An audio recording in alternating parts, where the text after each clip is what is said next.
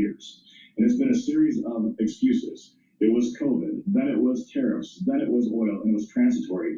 At what point do people start believing this is more of a permanent thing? And at what point does that begin being priced into the market? And that's where I think you see that risk. On the opposite side, you still have a labor market, which has recovered the past 2 months or 3 months. But if you look at the hiring the last year, since the beginning of 2025, it's all been and more in health services, one narrow segment.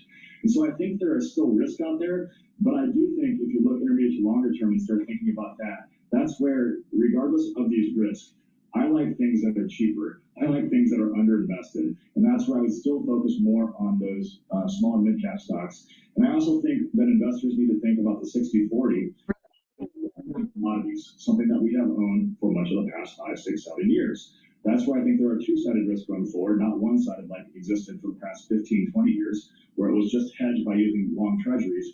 Now I think you need to think about inflation being more permanent. Maybe tied back to that Kevin Warsh commentary and where the president would like monetary policy to go. Interesting. Brent Clasack, we appreciate your time. Brent Shitty there of Northwestern Mutual Wealth Management. One of the last lines there on inflation being above target for the last 5 years, I think is really important. The channel was asked about the supply side shocks that we've seen. And I would have to say in the news conference, they were almost dismissed as just something that was happening out there that we couldn't control. Some of these supply side shocks have been choices. They've been more frequent, and some of them have been choices, which is why some people think they're going to see more to come in the future. And this is something you've got to adapt to as an institution, not just sit here and say it's come out of nowhere. We can't do anything about it. And frankly, there is a structural incentive for nations and for companies to build up. Hello, my name is Dr. Paul Cottrell, and we are live streaming on Rumble, YouTube, and also on X Spaces. If you have a question, please type it in the chat. We're going to go over the markets, any breaking news, and how it may affect your potential financial situation. In addition, if you like the work that I do, because all these videos are for free, could you please help support by donating on my website, the-studio-reykjavik.com. You can donate through Stripe, PayPal, or buy me a coffee. That helps support the channel to allow for these videos to be free for everybody to learn from. Please subscribe to the different modalities that I have in terms of the content I create. You can watch my content on YouTube, Brighteon, Bitchute, and Rumble. You can also follow me on X and GETTR, Substack, TikTok, Patreon. So please help support the work, share the links, and ask your social media to follow me. I greatly appreciate it. I've spent a lot of time trying to inform the public on how to improve their health and wellness, but also how to take a look at the news and not to be fearful of the news, but how you can navigate through it and benefit from it. So I greatly appreciate it if you help support the channel. With that said, please go to my store, the-studio-reykjavik.com. The link is in the description of this video and all my videos, and get the great products I have. I have ebooks. I also have course material on pulmonology and immunology. You can follow my work under broadcast. You can watch it live. You can also watch or listen to some of the archive material that I have under broadcast radio.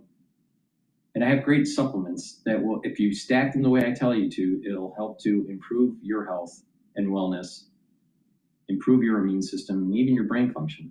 So with that, please go to my store, the-studio-reykjavik.com, get the magnesium and zinc, and the vitamin C and magnesium. Why? Magnesium and zinc is going to help boost up your immune system, but also magnesium is super important for your brain function.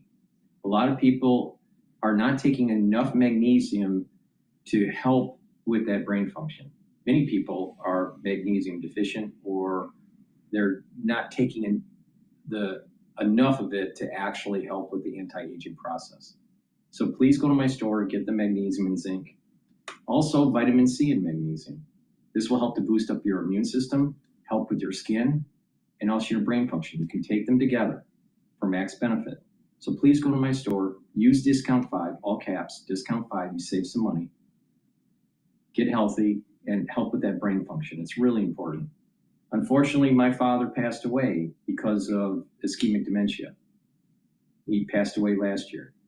So, a lot of people they're going to end up having different levels of dementia. It's really important. It's really important to look at some of the research, look at some of the supplementation and some of the lifestyle changes that one can do to actually reduce the chances of dementia. There's different types of dementia, but through supplementation and lifestyle changes, you can mitigate it. So please pay attention so you don't fall victim to dementia. Please go to my store, the-studio-reykjavik.com. It's really important. There is a holistic approach to the issue where you can mitigate the problem. All right. What I want to do is listen to CNN. This was about 9 hours ago. Why experts remain pessimistic even if Iran negotiations resume.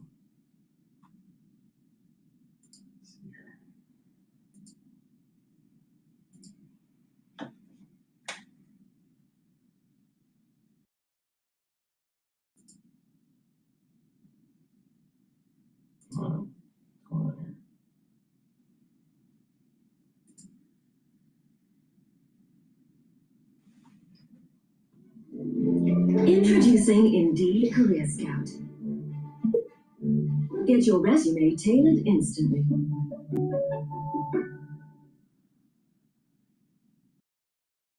I don't know who recommended Synergy to my family, but whoever did, I owe them a big thank you. Do you think there's likely to be a second round of talks in Pakistan anytime soon? And are you optimistic about what may come out of it? Anderson, I would never say I'm optimistic on anything regarding the Iran file. I am hearing from people in the region that the sense is we're winding our way to another round of talks, to a diplomatic path. And we'll see. That is definitely the sense that's out there. There's a lot of diplomatic work behind the scenes from mediators. The Chinese are leaning on the Iranians, I'm told. Who knows what's really happening? But I think we are likely to see a second round of talks. But I'm watching two indicators, and I think, separate the signal from the noise and what's being said from day to day. Number one is the ceasefire holding. Right now, yes, I think that's very good. Number two is this blockade of shipping from Iranian ports. Is that working? CENTCOM is very confident that it is. Some of the ship tracker data suggests some are squirting through. We'll have to see. But then the third thing, is Iran going to contest that or not? So right now, they're not. But if they do, then we're back into a conflict phase. So let me just kind of back up, Anderson. Right now, it looks like the diplomatic path is getting some traction. The ceasefire is holding. That's good. And all eyes still on the Strait of Hormuz.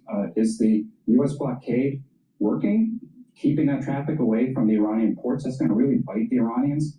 And the second part of that mission, though, for CENTCOM is to open the international passage to the Strait to give confidence to shippers to pass through. And that still seems to be not happening. So I'm keeping an eye on that. Keep an eye on the Strait of Hormuz. Is the ceasefire holding? And do we have this second round of talks before the ceasefire expires next week? Ambassador Sherman, I mean, given your expertise in this, you've actually, led these negotiations and that took years of planning and more than 15 months of actual negotiations. What do you make of the status of these negotiations? I'm not sure if that's the right word, or talks about having talked. So it's good that when the vice president went with Steve Witkoff and Jared Kushner the first time, he actually brought experts with him. You cannot do this kind of a deal without a team of very seasoned people with a lot of deep expertise, because even if you decide on one element, then you have to figure out how you implement it. Then you have to figure out how you verify it and monitor it and make sure it happens. And if you're trying to do, as the vice president said, a grand bargain, it means you have all of these elements on the table. They fight against each other. It could be that Iran would say, we'll give Hezbollah a little less money, but we want to only suspend enrichment for 2 years. So it all combines. And one of the things I think is quite critical, if they go back to the negotiating table, and I hope they do, but not for just 20 hours, it's going to take days, weeks, probably months to get it all done, if it's possible. I hope that they realize that nothing should be agreed until everything is agreed. It was the watchword of our negotiation, and it was critical to make sure that we had all of the T's crossed and all of the I's dotted. So just to be clear, nothing agreed until everything is agreed. So no point by point, okay, that's a deal on this subject, and now we're going to do this, because it's a jigsaw puzzle that all has to fit together. Absolutely. It's a jigsaw puzzle that has to all be put together. And one of the problems that I think the Trump administration has had is two things. One, they wanted at the beginning for Iran to simply capitulate. That's why the president says we've won. I'm not a big fan of CNN because of the liberal bias. But what is interesting, extremely interesting, because CNN is having a loss of viewers. People are getting fed up with their wokeism. But Anderson Cooper, in his background, is the old style of actually doing the news. In the newsroom, people in the background. He's at a news desk, but not on a, some sort of platform with a theater space like most news networks have now. Fox has the same issue. Most of the shows on CNN. This style of in the newsroom pit and doing the news, that's the way to do it. That is totally the way to do it. Now, unfortunately, Bloomberg is even moving towards the contemporary way of conducting the news in a studio instead of in a newsroom. But this new way that Anderson Cooper is being filmed in the newsroom conducting the news, I think is the better way to actually do it. All right? But of course, there's still bias with CNN. But the thing is that I can see that they're trying to brand Anderson Cooper as kind of like an old school Walter Cronkite type of setting where you're in the newsroom doing the news. Okay, so let's just continue. That's just a tangent thought that I have here. We've beaten them. We don't want them to win. But quite frankly, in any negotiation, even with adversaries, even if you find people odious, they have to feel like they got something or you can't get the deal done. So call it winning, call it negotiating, call it giving them something, but there has to be a deal, and a deal means both sides have to get something out of it. And secondly, I think the president has believed he can get this done in one big fix. And that's not how this process works. I wish it did. The last 28 days of the 2015 negotiation, John Kerry spent 19 days in a hotel, nonstop, to get to the final elements of this deal. Scott, are you optimistic at all? Do you think this is going to lead somewhere? I'm not very optimistic. I think there's two kind of core questions here. Who benefits from dragging the process out? Time is on the side of Iranians. It absolutely is on the side of the Iranians. And the second is which side can endure the most suffering and most pain. And I think clearly the Iranians have proven that as well. This idea that the blockade so ships can't come in, this is a country that's been, had tens of thousands of bombs dropped on it the last month. The idea that it's going to somehow, kneel down because of the naval blockade, I think is silly. The idea that this is now an potentially economic pain being inflicted on Iran, we've inflicted military pain on them. That hasn't really worked to cow them or have a regime change that actually results in something. You don't think economic pain is going to do it? The economy was already in a shambles. That's what led to the demonstrations and the killings in January. I think that the regime. I think if you go back and I think it's important to look at what happened in January. That the regime, there was demonstrations against the regime for 10 days that were largely peaceful. They were metastasizing in size. Finally, the government reached a point where it thought it was going to go down. So they killed 30 to 40,000 people in one weekend. They see their back against the wall. And as Ms. Sherman said, they need to feel like they're getting something out of any sort of negotiated settlement. And they don't have much to give because they could be overthrown by the people and they don't, they'd be slaughtered. Yeah, Brett, I mean, do you this is not a popular government. Obviously, there is support there, but there's 93 million people. There's a lot of people with a lot of different opinions. Is this a government that's motivated to really make some sort of a deal? Or what would be their major motivation? I have to say, I largely agree with the thrust of what Scott's saying. I also have to, we have to have some humility. We really don't know what's happening inside Iran. And if we were on this 2 weeks ago, Anderson, and someone had said, we are going to see a ceasefire and then the highest level talks between Iran and the United States since the 1979 revolution, with Ghalibaf meeting face to face with the vice president and with the IRGC there and the entire team from Iran there, I would have said that's highly unlikely to happen, because I did not think the first move of whoever rises to the leadership ranks in Tehran after this conflict would reach out to the great Satan. The one thing that, going back to Khomeini, they said you cannot do. They really just shattered a taboo. So it's fairly extraordinary that that happened and that these talks are still ongoing. So I don't know. I agree. It'll take time. Do you read that as a sign of potential desperation, or we don't know? So you could read it two ways. You could say they feel so strong that they're coming to show that we have the strength and we're finally gonna meet with you face to face at the most senior level. We've never done it before. Or they're in some trouble, Anderson, and they actually they know it. And we are offering significant sanctions relief, as I understand it, which is something they want. And they can do a violent crackdown, but they also want to, I think, alleviate some of the economic strain in their population. Yeah. So we have some cards to play. Ambassador, if memory serves me correct, and correct me if I'm wrong, one of the criticisms of President Trump initially against the deal that you were intricately brought about in 2015 was money's paid, money that Iran got out of it. It sounds like any deal we make now, there's going to be a lot of money involved as well. There's going to be a lot of money involved, and there's even been some discussion that there would be money that would be given in advance as sort of a sweetener to get a deal done. I think both Rhett and Scott are correct. There is economic pain for sure in Iran, but the IRGC, the Islamic Revolutionary Guard Corps, is clearly in charge right now. Yes, they want to make sure that there is a future for their country, but I do think they feel that this is existential for them. They lived through the Iran-Iraq war for 8 years being just hammered, and they stuck with it. They are a culture of resistance.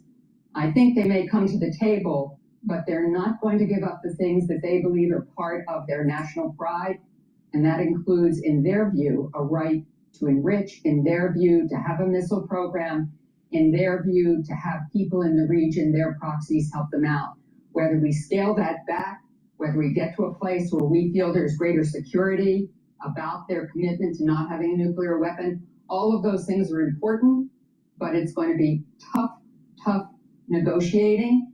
And the UAE is in China trying to get China to put pressure on Iran. I'm sure that's happening. The President of the United States is headed to China in May. There's a lot of incentive for him to get this to a better place. Pride has a seat at the table. Ambassador Sherman, thank you. Brett McGurk, Scott Anderson. Now, currently, the oil market for WTI is going down. It's trading at $91 a barrel and 31 cents. Natural gas is trading around 2.6, which is roughly where it was trading yesterday. A little bit less than what it was yesterday, but it's roughly the same. Now, as oil starts to creep down, the actual stress from the war on international markets will become less. Now, that doesn't mean it's completely eliminated, but it will be less stressful. Therefore, Trump will have more negotiating power. In addition, the degraded military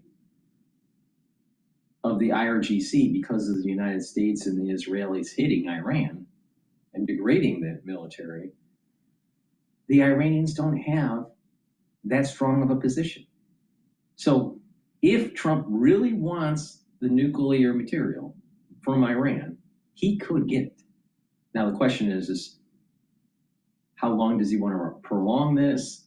How many ground forces or special forces does he want to commit to the effort of getting it? So that is in debate, but there is no way that the United States should be going down the road of allowing Iran to have enrichment of uranium that is beyond, just typical medical or industrial use. I mean, 60% uranium is way too high for civilian purposes. So the United States, I think, over time is actually having more and more bargaining power on this. The question is will Trump end up using ground forces? Now, most likely, independent of if he sends in ground forces or not, chances are Trump is probably going to lose the House of Representatives during the midterm elections. So he's got nothing to lose. He's already going to lose the House. There's a high probability of this. So you might as well just roll the dice and take out Iran and get the nuclear material. And he should state to the American public, this may affect the midterm elections, but to make sure that another president down the road doesn't have to deal with this problem again, he needs to do this. And I think the nation in the aggregate will support Trump on that effort. Please go to my store, the-studio-reykjavik.com, and get the Boomer Boost. Boomer Boost has 68 nutrients. It will focus on different systems like your cardiovascular system or musculature. It'll rev up your metabolism and increase your energy levels. It'll help with brain function. It'll allow you to sleep better. It'll get rid of that brain fog. You'll be able to concentrate. You'll have a steady burn of energy throughout the day. You'll have more vitality. And over time, you're going to notice that your endocrine system and your immune system is better. So please go to my store, the-studio-reykjavik.com, and get the Boomer Boost. In addition, another great supplement to take every day is the omega-3. Omega-3 will help with your cardiovascular health. And with better blood flow, you'll improve your brain function and perfuse your other organ systems, and they will work better. Now, omega-3 will help to bring down inflammation and also control that lipid profile. So you're going to be bringing down LDL levels and increasing your HDL levels. So please go to my store, get the omega-3, take it every day for your cardiovascular health. Use discount 5, you get $5 off any order. All caps, discount number 5. Please go to my store, the-studio-reykjavik.com. All right, let's listen into Al Jazeera. Clear that what they're intending to do is to blockade Iran. So when we talk about a blockade of the Strait of Hormuz, it's really a blockade of Iranian ports. So mixed messages just in the imprecise nature of Donald Trump's social media posts, but it's clear what the United States are trying to do. They're trying to choke Iran off from world markets, from getting money for their energy supplies, and stopping other countries using Iranian ports, which they hope will eventually put pressure on the Iranians. Particularly, they're hoping the Chinese, who get a third of their oil from Iran, will put pressure on Iran to get to the negotiating table. It's approaching 9:20 in the morning in Washington. The president is up and posting on social media, as you say. Yeah, on Truth Social in the last hour, he's posted about Iran. What exactly has he had to say? Well, he's exchanged letters with Xi Jinping, the Chinese leader. He said that in an interview that he gave to the friendly Fox Business Channel on Monday. If we put the Truth Social post up on screen, you can see exactly what he has been writing. He says, China is very happy that I'm permanently opening the Strait of Hormuz. I'm doing it for them also and the world. This situation will never happen again. They have agreed not to send weapons to Iran. President Xi will give me a big fat hug when I get there in a few weeks. We're working together smartly and very well. Doesn't that beat fighting? But remember, in caps, we are very good at fighting if we have to, far better than anyone else. A couple of things on that. Donald Trump says often that the United States doesn't need the Strait of Hormuz. Now, if you're talking about oil supplies, it probably doesn't, but it does need things like fertilizer and aluminium. They have to come through the strait. He says that China has said it won't sell weapons to Iran. That's because there's been reporting that China is about to send new missile defense and air defense systems to Iran. Donald Trump said in an interview he gave this morning to a friendly TV station that he'd spoken to Xi Jinping and he had essentially said that he wasn't sending weapons. And so Donald Trump sees this as an important step. Remember, the two leaders are due to meet in Beijing in the middle of May. That will be an important meeting. Clearly, the clearly the Chinese have made their point that they want to see an end to the conflict. Donald Trump, in an interview on Monday evening, said we're getting very close to that point, perhaps within the next couple of days. Our Chief US Correspondent Alan Fisher reporting live from the White House. Alan, many thanks indeed. Joining me in the studio, Harangue, who is the Managing Director for the GCC at the Asia Group. That's a policy consultancy firm based in Washington, D.C. He's also an economic and political risk analyst. And Lorenzo Carmel, a professor of history, or of the history of international relations at the University of Turin, specializing in the Middle East and North Africa. He's live with us in Turin. Let's start with you, Lorenzo. Trump says that this war is now very close to ending. Is that, do you think, genuine confidence based on concrete evidence that negotiations are progressing, or bluster? Most likely is also the fact that Trump is aware that this war cannot be won, and the census funding is searching for an alternative. I want to remind you that Ronald Reagan invaded Grenada in retaliation for the humiliation withdrawal at the time. After that, there was a bombing barracks in Beirut in 1983. And in the last few hours, we know that Pentagon personnel and other U.S. governmental agencies have been secretly instructed by the Trump administration to intensify preparations for a potential military operation against Cuba. And this tells us that it could be that it's trying a way out, and Cuba or other could be somehow some tools to that in that direction. Then, of course, we know that it's imposing also a counter blockade to blockade. But the problem is that instead of somehow opening a strait, the Strait of Hormuz, is risking the closure of a second strait, that is Bab el-Mandeb, that connects, as we know, the Red Sea with the Indian Ocean. And of course, that is particularly critical for Saudi Arabia, but not only for Saudi Arabia. We know that about 12% of the world trade oil pass through that. So in that sense, the high risk now is that both straits will be closed as a consequence also of some of the policies that Trump is imposing in the region.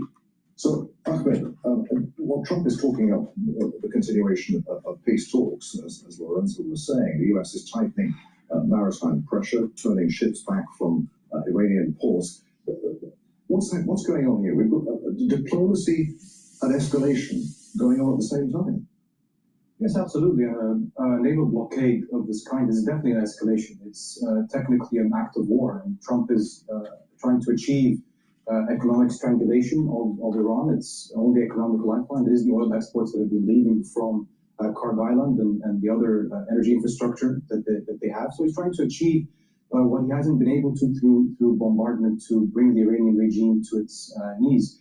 The fact of the matter is that Iran has a much greater tolerance for pain than the U.S. has estimated.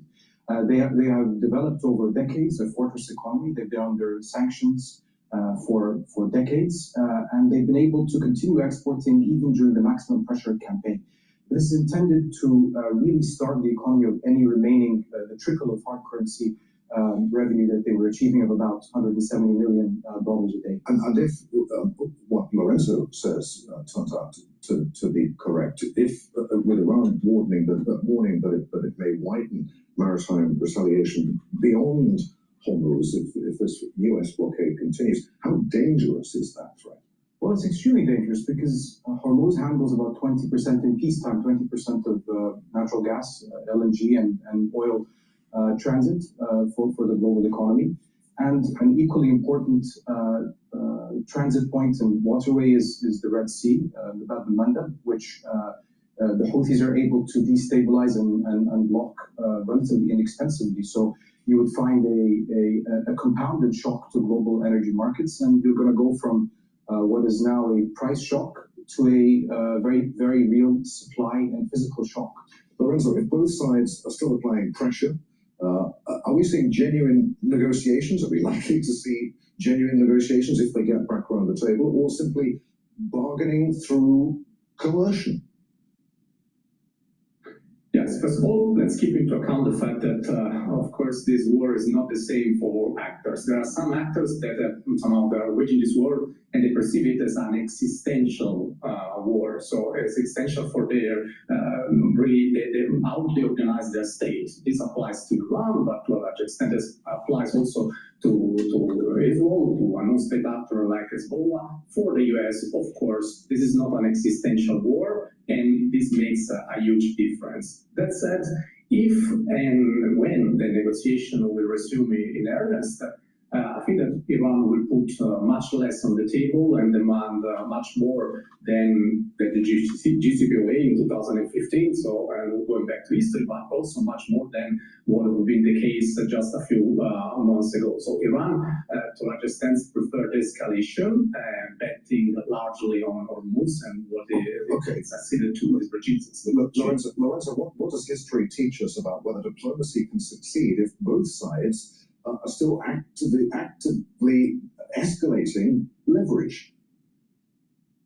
Yes, first of all, history tells us that you need always bargaining chip. So in the sense, you need to have some tools to end a war. So for instance, without this war, Iran would not be able to establish a unilateral control over Hormuz, which is more effective than any possible weapon. So in this sense, teach us that if you have something like this leverage, there are high chances that you find a way out. For instance, Lebanon, that we are not covering about Lebanon, that has not any bargaining power with Israel. The paradox is the only bargaining power is related to Hezbollah. So in the sense, if you don't have a bargaining chip, in that sense, you don't have a way out. While in the case of Iran, with all the problems that are there, it seems that there is the possibility in that sense to find a way out. But oil markets remain under pressure despite this talk of peace. Are investors signaling that they don't believe that this crisis is, as the president says, close to a resolution? I think Brent crude, the international benchmark, is trading at around $96, and I think that's an indication for me that markets are incredibly complacent.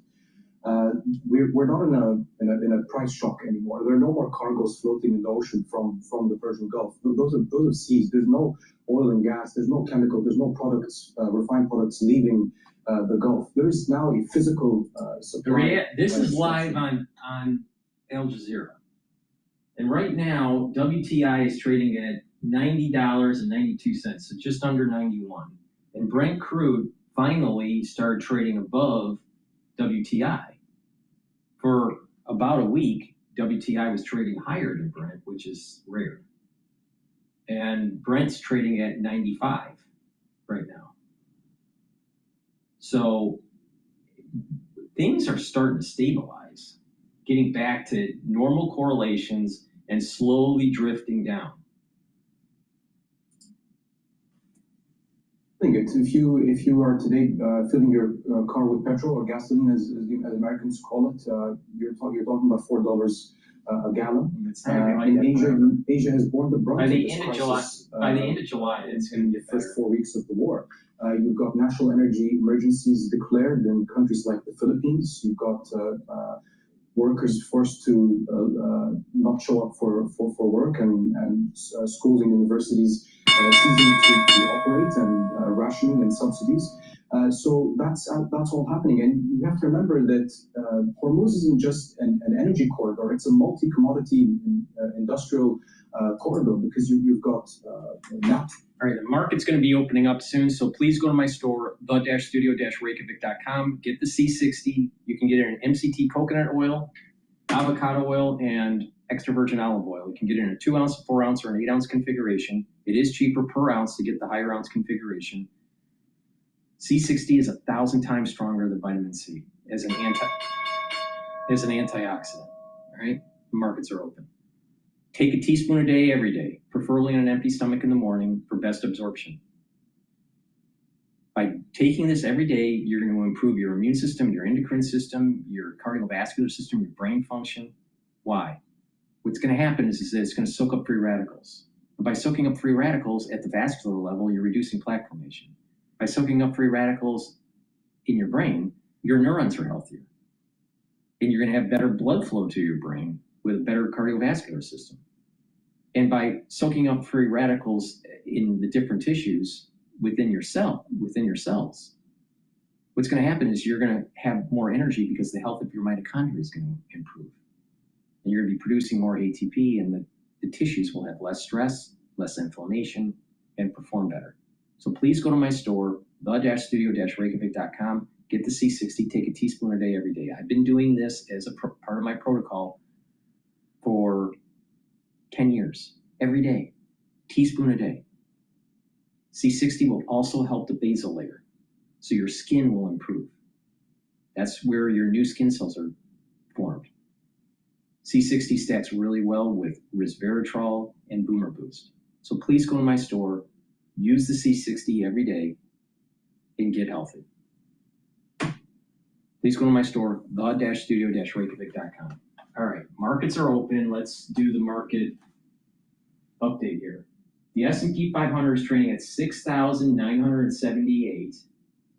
VIX is trading at 17.53. So we're near that support. We're near that resistance level of 7,000. I have a target of 7,400 to 7,800 by year end for the S&P 500. If things de-escalate in Iran, we may even hit 8,000. All right, but right now there is a resistance level at 7,000 at the moment. The support level is 6,600 for the S&P 500. All right, now currencies, dollar is weakening a little bit relative to the euro. So people are now, this is a sign that people are now moving towards taking more risk, because people were buying dollars because of the risk in the Middle East, but that risk is starting to abate. So we have the euro trading at almost 1.18, and the Japanese yen is trading just below 159. Now, Bitcoin is trading at 74,000. Natural gas is trading at 2.596. So natural gas is starting to drift lower, like I was saying it would. And oil is trading just below $91 a barrel for WTI. Now, if you take a look at the long ETF, 3 times leverage, that's for UCO, which is tied to the underlying Brent crude, or not Brent crude, WTI crude. So UCO ETF is trading at 40.87, so it's starting to drift lower. And SCO, which is the inverse, is starting to appreciate, and that's trading at 7.875. Okay. So we should continue to see oil drifting down. Now, what was interesting is later in the session yesterday, oil broke the 94 barrier support level for WTI and started to go down. Now, last night, it went down as low as 88 and then came back up to about 93, and now it's trading at 91. So it's drifting down and coming up, drifting down, coming up, right? And it's slowly harmonically dissipating. It's slowly getting lower and lower. So I suspect that UCO will continue to drop in the near term, and SCO should appreciate. Now, what's interesting, at least from yesterday, UCO is dropping faster than SCO is climbing. So there's a little bit of a tracking error with that hedge. Yesterday, it was SCO appreciated a little bit above 3%, while UCO depreciated by 5%. So there's about a 2% tracking error with that. All right. Now let's play, I want to play the live now clip about Trump permanently opening Strait of Hormuz. China is happy.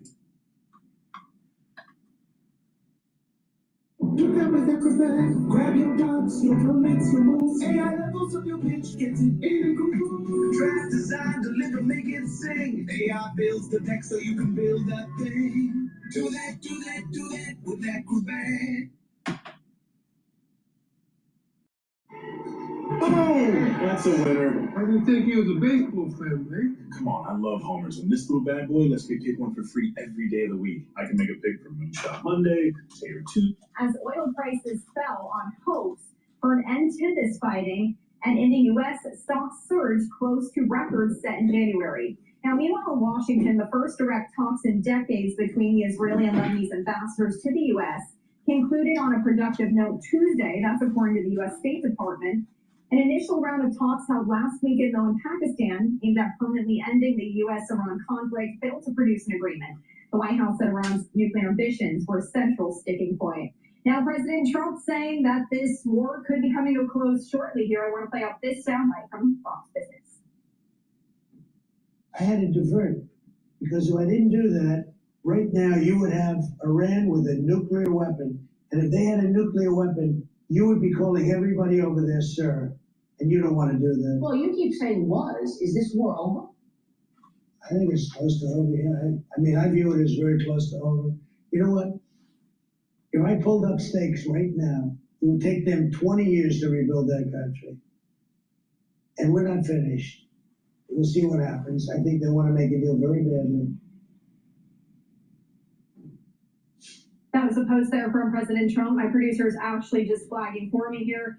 This is a new Truth Social that the White House just shared from President Trump saying China is very happy that I'm permanently opening the Strait of Hormuz. I'm doing it for them, also and the world. This situation will never happen again. They have agreed not to send weapons to Iran. All right, joining us now is Jonathan Saidi with the Foundation for Defense of Democracies. Thank you so much for taking the time, as always, to break this all down for us. Hi, Christy. It's great to be with you again. Let's just start with this news that just came out from the White House, that post there from President Trump speaking on the Strait of Hormuz. What's your initial reaction to that? Well, it's no surprise that ultimately China wants the goods the supply chain to still flow through the strait. That even though when we talk about the strait being closed or open, we should not be looking at it in black and white terms. This is something that Tehran was dictating as to who gets to pass, and Chinese vessels were allowed to cross. But that said, that doesn't mean the supply chain as a whole was resolved, which is ultimately something that China prefers for it to be open. Frankly, most countries in the world are still implicated by these economic challenges, so that's not necessarily a surprise. But let's see how effective this blockade will be, because the key term with any economic pressure, whether it's going to be sanctions or this naval blockade, is persistence. If the idea is for us to somehow build leverage, then it's going to take time. So that's going to be a bit challenging to want to end the war really soon, but at the same time be tapping into tools that are really for long-term strategy. But we have to wait and see whether the administration is simply trying to build leverage for talks, or they're just using this blockade to deprive the regime of cash flow to maybe tap into something internal, might want to deprive the repression apparatus and the military establishment from salaries so they can get some internal fractures. We have to wait and see. And as we're taking a live look there at the Strait of Hormuz, President Trump saying he's permanently opening the strait. Really, when we're talking about oil prices and what we can expect going forward over the next coming days or weeks here, as now people are getting excited that talks may resume. What can we expect to see out of the Strait of Hormuz here? Of course, markets are going to react to perception more than what's really the facts on the ground. Still, some Iranian vessels were able to allegedly pass the blockade. Again, none of it is necessarily confirmed, and it doesn't specify what vessels they were, nor did it say which ports they eventually used. But for this blockade to be also long-term, and parallel strategy needs to be some sort of a humanitarian channel, because Iran still relies heavily on food, grains, and different material that it imports, medicine as well. So we need to ensure that we don't let the regime win the PR battle. We want to ensure that, similar with the maximum pressure campaign, it is very clear for the world to see that our blockade is specifically against Iranian illicit oil exports, arm exports and imports, and it's not there to target the average Iranian. That's very critical. But when we talk about any form of economic pressure on a regime, and similar conditions here also apply. Now, I also wanted to ask about this, with both sides signaling an in-principle agreement, which is what is being called here, to extend the ceasefire. How real is the momentum towards a lasting deal this time? So I think we heard that the sticking point again is Iran's nuclear ambitions, and on the surface, it seems like there's a compromise. On one hand, Washington says halt enrichment for 20 years, then Tehran's rebuttal was, let's say, 5 or 10 years. But the issue with that is, similar with the JCPOA, we haven't heard the details, meaning we don't know what the halt to enrichment means. Are they going to give up all their centrifuges? Why are they asking for enrichment? They shouldn't be having enrichment. That's the whole point. They should never have the ability to have a nuclear weapon. It's not negotiable. And this is the worry I have with the Trump administration, is they're going to give up and kick the can down the road later. Or are they simply going to just temporarily put them out of order? And that was the challenge with the JCPOA. They still maintain a lot of their centrifuges. They still, in theory, were able to have a close breakout period. If this is going to be the same situation where Iran doesn't give up most of its centrifuges, then that begs the question, how is it going to be any better or reliable than the JCPOA? The issue with Iranian enrichment is not simply the fact that it's getting postponed, let's say even 100 years. It's about what capability the regime possesses. So that is not a simple sticking point, I would say. And on top of that, you have two more lingering issues that were never part of conversation to begin with, such as the Strait of Hormuz being one, or Iran asking for somehow a compensation for a war that it effectively instigated by weaponization. So you see this ambitious regime that is now demanding stuff that is never demanded before. Because of those, I don't see this being as probable as what we might think. But that said, we've reached the point that maybe two sides would benefit from a longer ceasefire. Iran wants to project an image of calm domestically, and so does Trump with the market. So we have to wait and see, but extension of the ceasefire does not necessarily translate to success in talks. Let's stay on that, because that was going to be my next question to you here. Is those three sticking points, which is, as you said, Iran's nuclear program, the Strait of Hormuz, and war compensation. Of those three, really, what is the most difficult one to resolve? What's that one point that we're going to see really be coming back and forth here in these talks, these negotiations? I hate to admit that it might be all three of them. So starting with the most, dare I say, bizarre or outrageous one would be the demands for compensation. That is probably Tehran's way of demanding some sort of a short-term sanction waiver or sanctions relief. Instead of calling it a removal of sanctions, they might be calling it a compensation because their economy is desperate for cash flow. They need to rebuild their missiles that they've depleted. They need to build launchers. They need to artificially inject the market with some sort of currency to at least get rid of a bit of the inflation there. That's one. And the nuclear issue has always been lingering. And frankly, I think of, the negotiations that Tehran had with the Bush administration, the centrifuges and enrichment were an issue then all the way, and now we're like decades later, we're still struggling to find an avenue there. And what Obama did is he provided enough concessions on that, allowed Tehran to maintain enrichment capability. Trump has seen that as a red line. That's going to be, of course, the main sticking point. Now, getting to the Strait of Hormuz, I do think Tehran is now getting more ambitious with demanding that the ships pay toll. I think some of their regime officials were comparing this to the Panama situation, with a stark difference being Panama's not attacking vessels with drones and missiles, and it's not ran by an FTO similar to the IRGC in Tehran. So no matter what angle you look at, they all look really challenging. Tehran's demands continue to be maximalist. They know Trump wants to conclude this war soon, so they're really putting everything on the table and demanding all of it.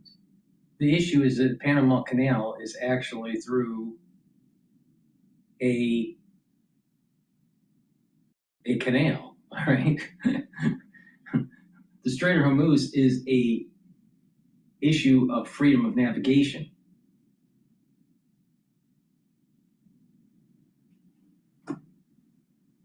I mean, a strait and a canal are two totally different things.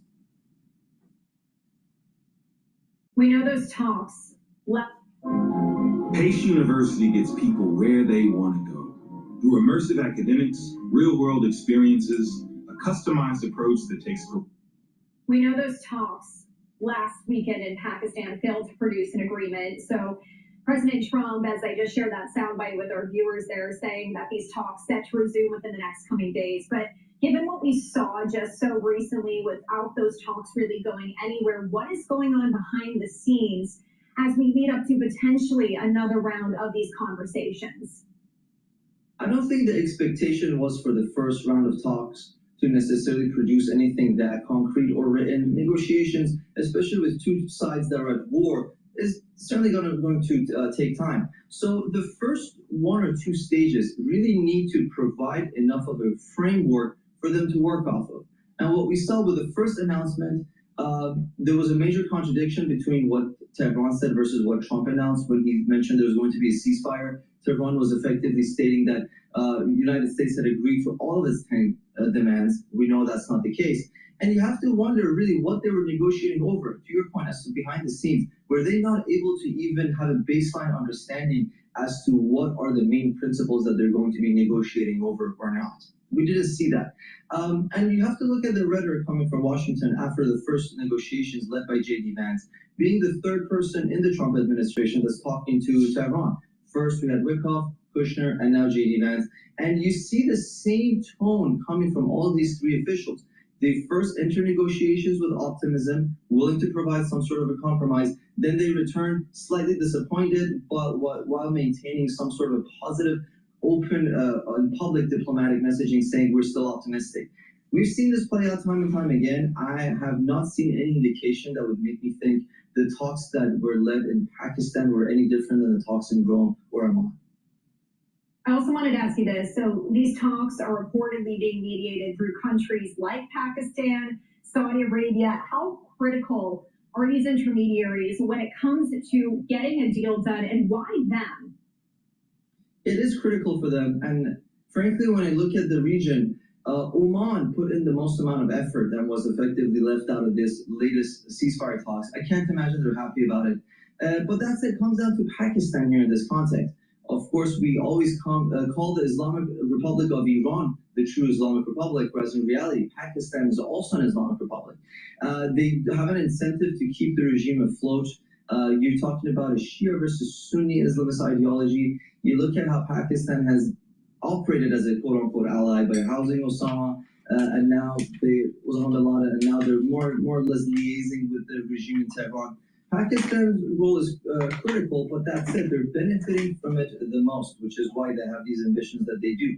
But ultimately, no matter what mediator you have there, it comes down to how much the two sides are willing to compromise. I can't imagine any Pakistani official being able to convince Iranians to give up enrichment, or being able to convince the U.S. administration to give up its red line of enrichment. So when it comes to these core sticking points, mediators can only do so much. It ultimately comes down to what the two sides see as their main leverage. And like I said, Tehran is sensing desperation, which is why it's really moving forward with maximalist demands. Oh yeah, staying on Tehran as well, they are threatening to retaliate. So two questions here. What could that potentially look like, given what we've already seen? And would that most likely come if we see that maybe, again, these talks don't yield any progress? On your latter, we absolutely might. The threat of re-escalation is very real right now. But as to what it could look like, we've already seen glimpses. So, of course, Tehran is really good at towing the line, not really escalating, at least publicly. And by that, I mean, for example, when it comes to the Strait of Hormuz, it was not a total blockade. They allowed certain ships to pass, they blocked some. Again, they left it in the gray area. They might do the same thing with the ceasefire as they have already, which is using their proxies to wage attacks. They're using some militias in Iraq to target Bahrain allegedly, or they might still be rogue elements within the IRGC. We don't know, and that's how they operate. They operate with the uncertainty. They will probably leverage some of these terror networks to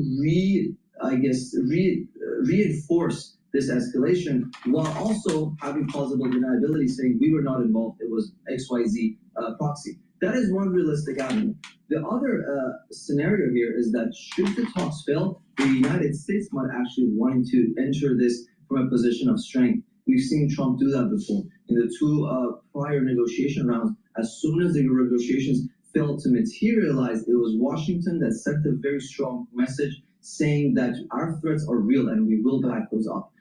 But that said, I don't know when it comes to domestic politics, how confident Trump feels to relaunch another campaign, given that midterms are coming up and given that the oil prices are finally calming. So because of those reasons, it's more likely for Tehran to escalate. And the third scenario, and the final point on that, is there might be a situation where the United States effectively just does not demand a deal, just walks out of the scenario and just leaves the conditions for the EU and the Persian Gulf Arab states to somehow navigate. That is also another possibility, which would mean that any hostility would have to therefore be initiated by Tehran. All right, Jonathan, and for our viewers just tuning in, I do just want to share this again. If the United States doesn't collect the nuclear material, this is just kicking the can down the road, and it's going to get worse. Please go to my store, the-studio-reykjavik.com. Get the collagen. This will help to remodel your joints if you have a, let's say, you have arthritis, or if you have a sports injury. Take this every day. Do some stretching exercise, a little bit of rehabilitation on the joint. But what this will do is help to remodel the cartilage and the cushioning of the joint. It will also help to reduce joint erosion by blocking certain enzymes, bring down the inflammation by blocking certain enzymes. And when that happens, you're going to have less pain. All right. So please go to my store, get the collagen. You can stack this with the collagen that I have. And then you just do some simple, light, resistant exercises with the joint. Open it up slowly over time, and eventually you're healing. So what you want to do is you want to open up the joint that's hurting you, either through, sometimes the pain is flex or extension, so flex or an extension. So depending on what kind of pain you have, but whatever the pain is, go up to the pain level right when it starts to hurt, and then go a little bit more, and then hold it there for about 20 seconds, and then release, wait a few seconds, and then do it again. Just up to the point of pain, a little bit more, 20 seconds, and do that to the point where you're going to be able to open up the joint. If you can extend the joint or flex the joint fully. And over time, you will notice that you're going to have less pain, and you're going to actually have a healthier joint system.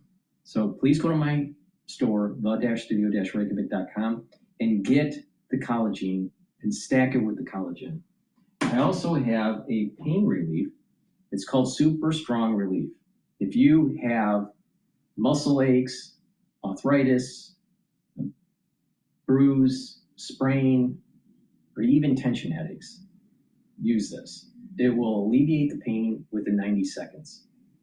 It's a topical, so you apply it to the area of the pain. So if you have a headache, you want to put it around your forehead, your temples, around your neck and shoulder muscles to relieve that tension headache. But if you have arthritis, let's say in your hand, put it on your hands and it'll alleviate that arthritis. So please go to my store, the-studio-reykjavik.com. Get the Super Strong Relief. It'll help to reduce pain. And you can stack this, all right, to reduce the pain and then to help to remodel the joint. So please go to my store, the-studio-reykjavik.com. And also, I have structural nano silver soaps. You can get it in peppermint and in lemongrass. That's what I have in stock right now. Get a few bars for your household. These soaps will neutralize and help with the health of the skin and the pores.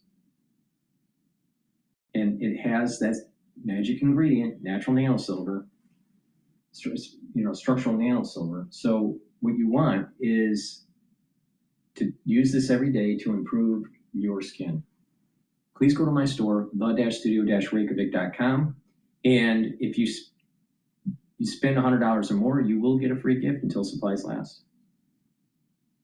You can use discount 5 on any order, all caps, discount 5. please go to my store, the-studio-reykjavik.com. All right, let's listen to Mr. Deep State, John Bolton.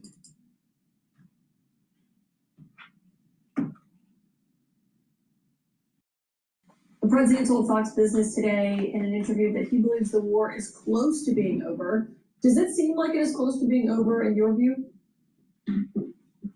Well, not in a way that's satisfactory to the United States. I do think Trump has wanted out of this for quite some time. It's palpable in the way he discusses it. He just can't figure out how to do it in a way that he can declare victory with a straight face. I don't think in the near term you can declare victory until we have militarily cleared the Strait of Hormuz such that Gulf Arab oil can get out. I think it's the right thing to do to blockade ships going to and from Iran. But I think what's critical to demonstrate that Iran is not the hegemon in the Gulf is that we have to make it safe for the other oil producers to get their oil out, which will have a material impact, I think, on the global economy. And while shutting Iran's exports down, certainly have a material effect on their economy, too. Well, I mean, you are arguing, you think this ceasefire is a mistake, that Iran can regroup during this. There are new satellite images today. They were reviewed by CNN that appear to show Iran digging at the entrance of missile bases where their missile launchers are trapped because of the strikes from the United States and Israel. Do you think this is something that they could potentially access during this ceasefire period, or what's your sense of these images? Well, I think that's what they're certainly trying to do. I mean, we've got intelligence reports that indicate that the administration's claims of success, particularly against missile launchers, may have been overly optimistic. The silver lining here is let them dig them out, let them bring them out. I assume we're going to be watching all these very carefully. As they bring them out, we destroy them, and we can close the tunnels again.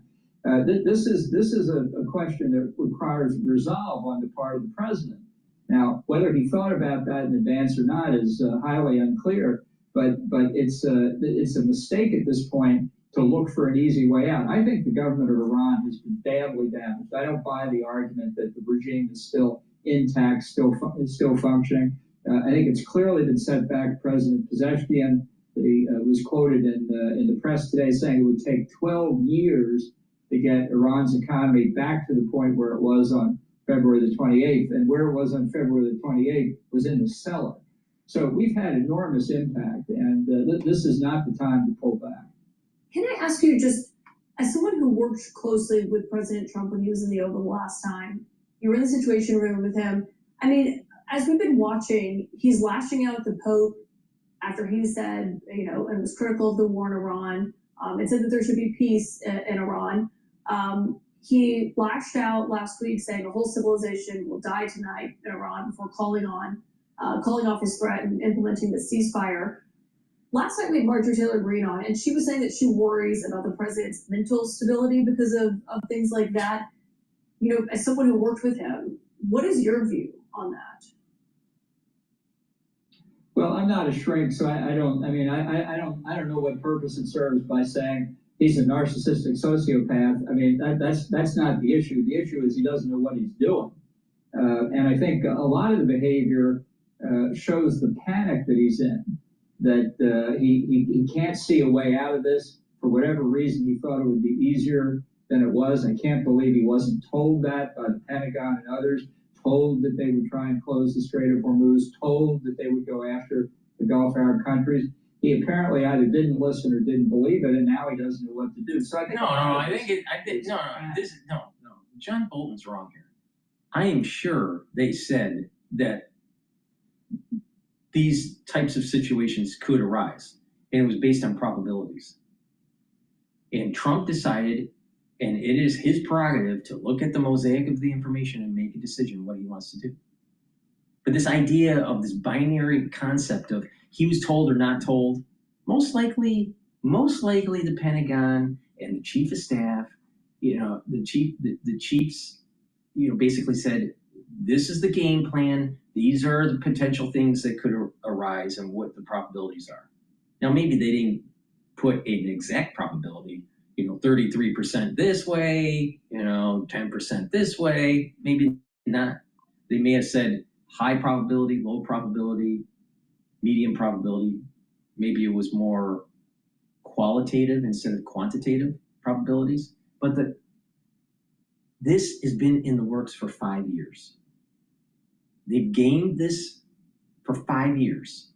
There is zero chance that the president didn't know that there was a potential for the GCC to get hit, that infrastructure could be damaged, and the strait could be closed. Now, based on their assessment, they thought that IRGC and the theocratic regime would have fallen quicker. All right? But that's like saying they think that with this military operation, they have an 80% chance of falling within, let's say, 4 weeks, especially after, you got to remember, what was happening before we hit? There was a lot of unrest and they were killing their people. So there was already social disruption going on. They had huge economic problem. So you hit the infrastructure, you degrade it, and you would have thought that there would have been an overthrow. It didn't happen. All right, there was an 80% chance that it was going to be a little bit easier and have the IRGC and the theocratic regime, especially to decapitate them on the first night, that it was going to topple. Well, there's a 20% chance that it didn't. And it just so happened that it was the 20% chance.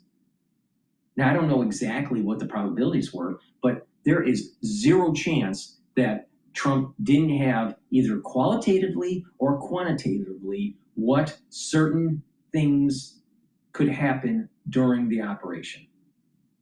This is being disingenuous. Bolton's being disingenuous because he hates Trump. He wants to make it seem as though Trump doesn't know what he's doing.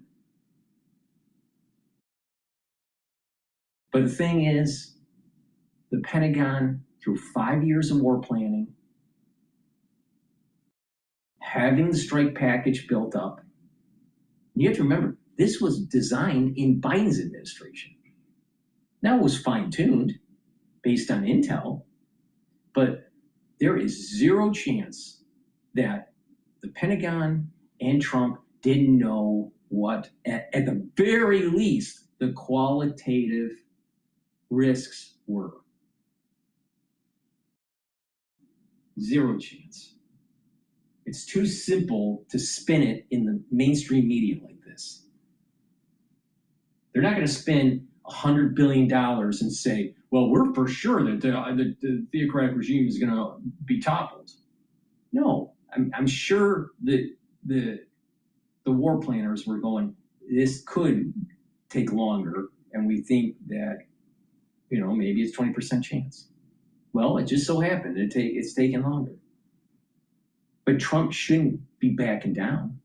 Trump should just move forward, push the pedal to the metal.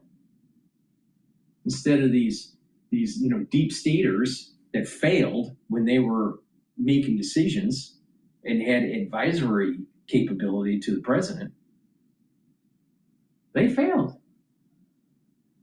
So it's too simple. It's too much of a simpleton to think Trump didn't know that there was a potentiality of the IRGC to dig in. Of course he knew. The question is, what was the probability? And because it happened, it just so happened, well, that's the way it is. You try to mitigate those risks the best you can.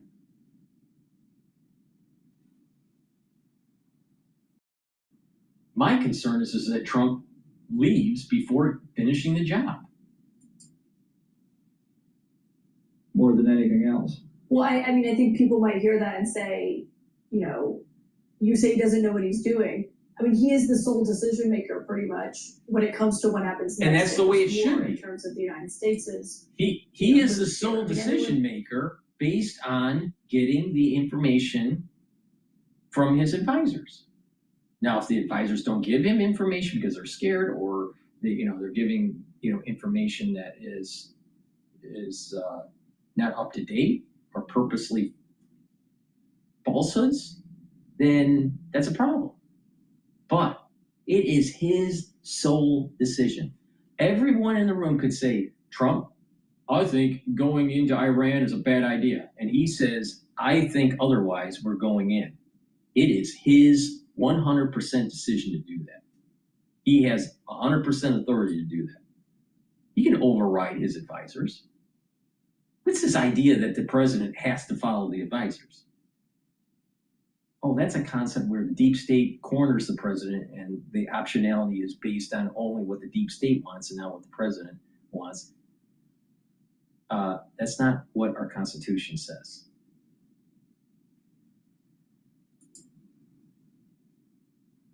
Waiting and listening to him, whether it's, can they have 20 years of enrichment? Before they can enrich, can they do this? Can they do that?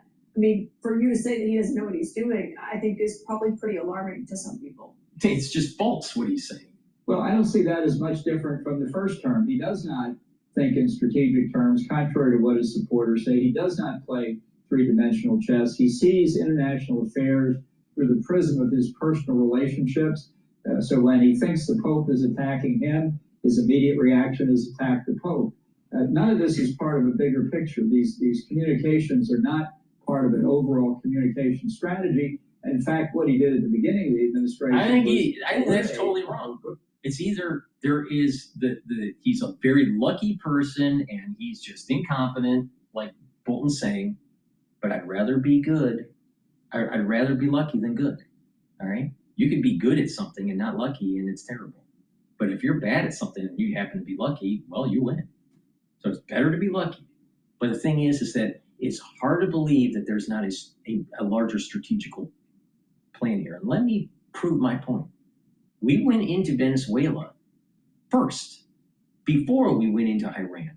You think that was by accident? No, of course not. We needed the heavy crude to feed our refineries in Pad 3 and Pad 2 to make sure they don't shut down. So when we go into the Middle East, we still had downstream products being created. Now, our Pad 1 along the East Coast needs a different density of crude. And some of that is coming from the Middle East. So we made sure that we secured enough oil to make sure our major refineries in Pad 3, which is in Texas and Louisiana, didn't shut down by going into Venezuela and securing the oil. In addition, we were able to skim off some of the shipments that were going to China. Now, at the same time, Venezuela is not too far away from Panama. And we've been hearing about this battle between, these arguments between the United States and China about what's going on with Panama Canal. So if you really want to have the technate, which is basically a region, an economic region of the United States, Canada, Greenland, Central America, Colombia, and Venezuela, you better control the Panama Canal. Okay, so that's the first step. The net, and you have forces in that region where you can control the Panama Canal just in case you need it to be able to move forces into the Asian theater. Okay, next step, go into Iran. And now you are able to control the oil. Now, what did we just hear about China? China's concerned that oil isn't going to flow to them. All right, and this is whole tied into the 9-dash line and the Strait of Malacca in the Indo-Pacific, and China's all worried about the hegemonic power of the United States. So this is a way to check China, saying, beware of going into Taiwan, and make sure that we, the United States, has freedom of navigation through the 9-dash line. Now, why is the 9-dash line so important? That region supposedly is hereditary for China, but it also has energy. And China wants that energy. China's energy is mostly, it's heavily dependent, I should say, heavily dependent on coal burning. and that's domestic, mostly domestic. They need to import crude and natural gas. So they either get it from the Northern Passage from Russia, or the pipeline from Russia in the north, or from the Middle East, or from the United States. Now, if you go to war over Taiwan, do you think the United States is going to send you your oil? So China can only get the oil from Russia or the Middle East. But if the United States is aligned with the GCC and Iran, or at the very least can control the strait, we can chokehold the actual oil flow to China. So if you paid attention to what just transpired last night and this morning, the United States is signaling China, don't worry, we'll let your oil in. So they aren't so concerned about us controlling that region. If we can control Iran, we also have a southern front on Russia. So this has the potentiality to move Putin to start trying to de-escalate the issue in Ukraine, which is really important because if Russia is aligned with the United States, we can use them to help fight China. Same thing with India. If we can be friendly with India, we can use them as an ally against China. So the war in Taiwan is not just about Taiwan. It's also about Tibet and India and the Strait of Malacca, 9-dash line. So to say that Trump doesn't know what he's doing, whoever's advising him, that's the overall game plan. And he's bought into it. Because all you got to do is see what were the previous moves that he made in the context of trying to check or trying to mitigate some of the expansionism of China in the Pacific along the First Island chains, and them trying to control the 9-dash line. All these moves that Trump's doing is trying to circumvent China. So how can, now I'm not an expert at international policy. I know a lot about medicine. I know a lot about finance. I know a lot about engineering. I have some common sense.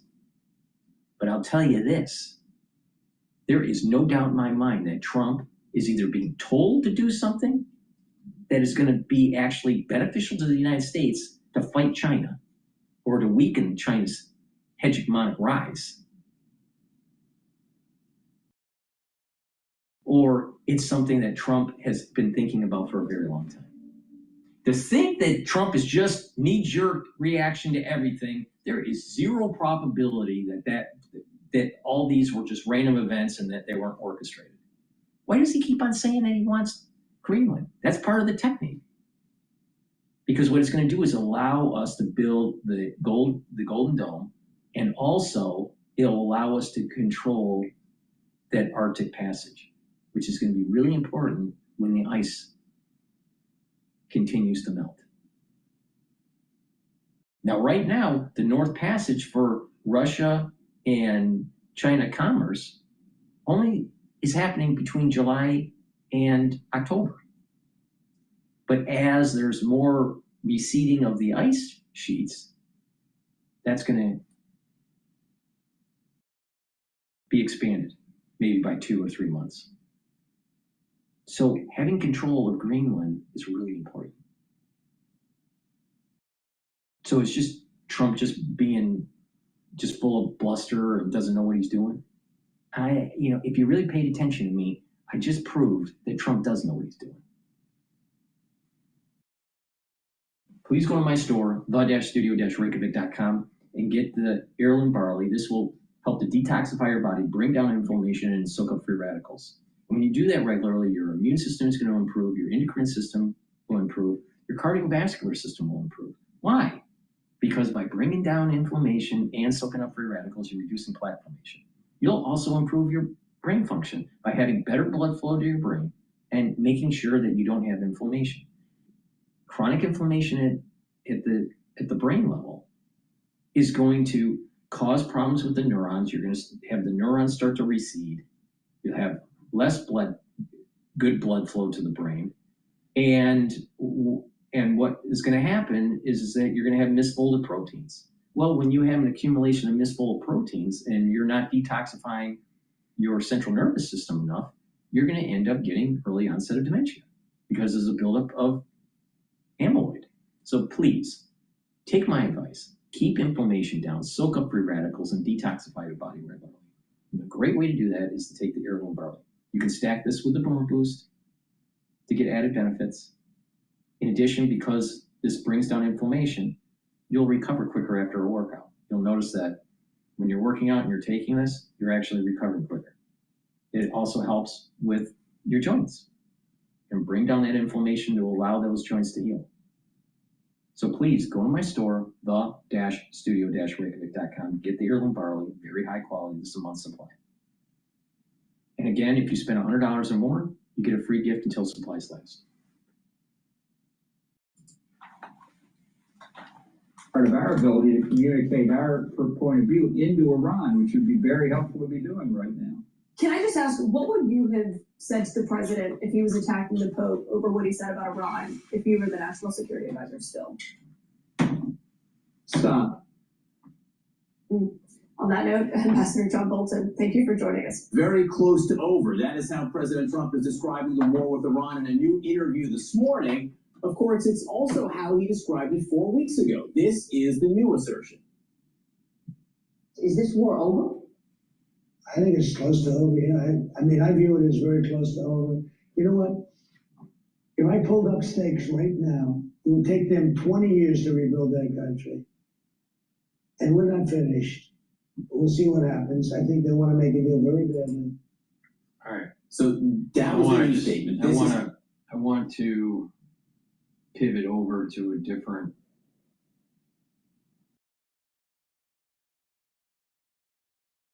topic here. Let's listen to this argument that's going back and forth between Trump and the Pope and J.D. Vance's take on it.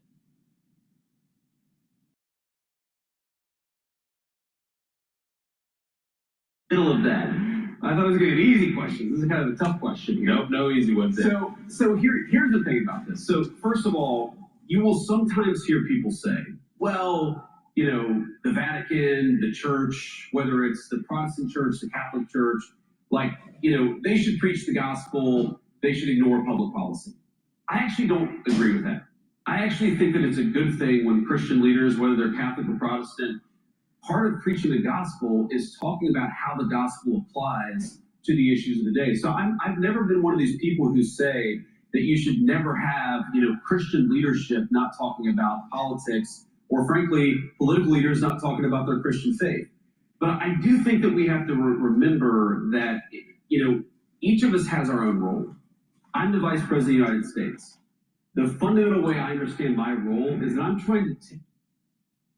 The Pope basically is saying that Trump should not have the war with Iran. But the thing is that the Pope didn't say that, to my knowledge, the Pope didn't say that Iran shouldn't have nuclear weapons. In addition, what about killing the 40,000, 20,000, or whatever thousand of the protesters that took place just a couple months ago? Pope didn't, you know, reiterate that that was wrong. So sometimes a hegemonic power like the United States has to come in and save the day, like Captain America. All right, what about this? You have all these people out there on the liberal side saying, listen to the Pope. He doesn't want the war in Iran. And that, you know, Trump is a warmonger and all this stuff. Well, the Pope basically said that having an abortion is wrong too. You can't pick and choose, what a leader says and if you like it or not. Are you, is this really a person that you should pay attention to or not? Now, I personally think that there's a separation between church and state, so I don't think the Pope should get into our politics. But as an American citizen, which the Pope is, he has the freedom of expression, and because he's a citizen, he should have a say. But as a Pope, why doesn't he say something on the order of, going to war is bad, but sometimes you have to, all right? I mean, we had proxy wars during the Cold War. Look at John Paul II. He aligned himself with Reagan to end communism. Well, there were wars, and people died during the Cold War with the proxy wars and everything. The church was aligned with Reagan. Well, wait a minute, how can that be? See, what it is there's this new, Nietzsche's right. Nietzsche is right in terms of there is this slave morality within the Christian faith. And it weakens people. This idea of turning a cheek and, you can't go to war and all, but wait a minute here. Some wars are virtuous. Some wars you need to do. This is one of them. Not every war, but this is one of them. But again, there's a larger play here. And that is making sure that we don't have a war with China. So if you can strategically put your pieces in the right spot geopolitically, it reduces the chances of having war downstream in the Pacific. So saying don't have a war in Iran may actually cause a war in Asia. That's another problem with Pope Leo's point of view here. But he should have said to the public, shouldn't go into war, into Iran and kill innocent people and all this. And oh, by the way, you crazy liberals, stop having abortions. Oh, by the way, since 1972, 65 million fetuses have been destroyed because of abortion rights. Well, Dr. Paul Cottrell, there are people that, that there's incest, cases, and there's rape cases, and those are the far small of the full population of the aborted fetuses. The majority of the aborted fetuses are due to economic reasons. They don't want to have a kid because of the economic reasons or the social dynamics of that, out of wedlock or whatever. That's the far majority of the reasons. It's not because of the far majority of the abortions aren't because of rape. I mean, get real. This total bullshit. Or the far majority of abortions aren't because they try to save the mother's life. There are cases that are like that. But you don't take a very thin-tailed situation in the probabilities and in the populations and project that as the norm. The norm is discarding the fetus because of social economic reasons. So why didn't the Pope say that? He should have. So Nietzsche's right that, there's something about the Christian religion where there is a failure to being able to move the ball forward because there is some sort of suicidal empathy that's taking place. Oh, you got to be apologetic because of, the Crusades. You got to be apologetic because of colonialism. You need to be apologetic for this and that and everything. Really? So what happens is that the right wing of the country in the United States ends up falling in the same trap that Nietzsche said they would. Because of the religion, they're enslaved. They have a slavery morality, and they can be taken over easily. And guess what? The Muslims know this. And that's how a caliphate can take hold. It took place in Dearborn. It took place in Hamtramck, Michigan, where there was this slave morality that Nietzsche's talking about within the Christian religion that led to a downfall of a Western culture. And what happened was that a Muslim culture took over because of suicidal empathy.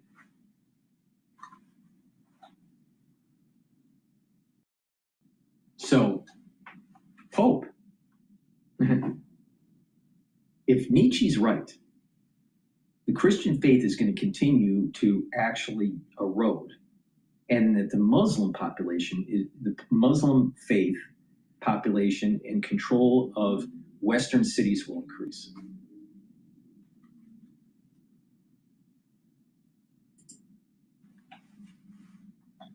The lessons, the moral truths that are rooted in Christianity, and I'm trying to apply them to a whole host of complicated real world scenarios.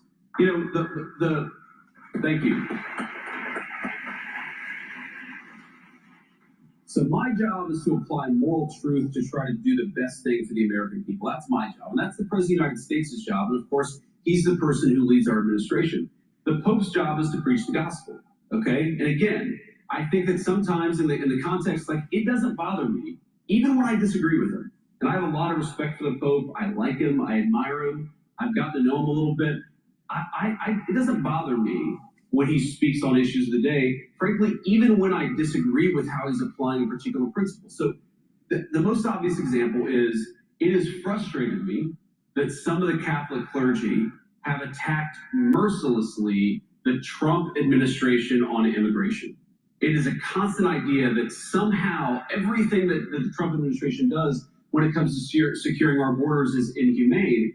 And my constant response to that is, how is it humane to allow drug traffickers and sex traffickers to bring little kids across the southern border? Amen. How is that humane? How is it humane to have unfettered access to the country and then have a legal system where you can't get rid of these illegal aliens? And then all of a sudden, your society becomes less productive and the culture starts to diminish and gets watered down. And it's not just happening in the United States, it's happening in Europe. So it's not humane to allow that to happen, to allow for unfettered access into a country. You don't have a country if you don't control your borders and you don't control your currency. So once again, this concept of, you can't go and round up illegals in your country, that's inhumane according to the Catholic Church, according to Leo, the Pope. That's inhumane. But yet, the end result is a dilution of your society. So Nietzsche was right. Suicidal empathy is going to be happening because of this slave morality. Now, Nietzsche didn't use the term suicide empathy. That's a more modern term of a concept that Nietzsche was talking about with slave morality of the Christian faith. Basically, Nietzsche said, Christian faith will weaken the society because they're not willing to move forward and be more aggressive. Now, it wasn't always like that. I mean, we had the Crusades, but unfortunately they lost. But the thing here is that there's too much of a push from the ultra-right to be a pacifist. And what will happen is that they actually fall into a slavery morality because of this pacifism. Now, on the ultra-left, what you're going to see is that they're not aligned with the Catholic Church. They don't observe the faith. And they also have a suicidal empathy where it's apologetic. So if the right stops being so apologetic of history, then it will break apart the curse that Nietzsche describes with the religious community, and maybe the society can move forward. Now, I'm for God, country, and family. I also am for, stop the proselytizing, all right? That's the reason why religion died off in the United States, was because people had too much proselytizing that was taking place. And because of this almost parochialness of it, people started gravitating to something opposite of parochialism, and that was more of this postmodern relativism. But by doing that, society has eroded God, country, and family pillars. So we need to strengthen religion, but don't over-proselytize, and don't fall into this trap that Nietzsche was saying with the Christians, that there is a slave morality of being too empathetic, too much empathy, too much. I know this sounds kind of counterintuitive, but by having too much empathy, you get taken advantage of. And then your society, your culture gets overrun. This is the warning of suicidal empathy in modern terms.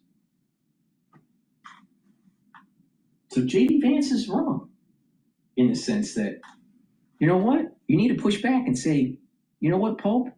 You're saying things that on the surface, seem to be let's try to make the world a more peaceful place. But when you dive into the details of it, you're actually eroding Western culture.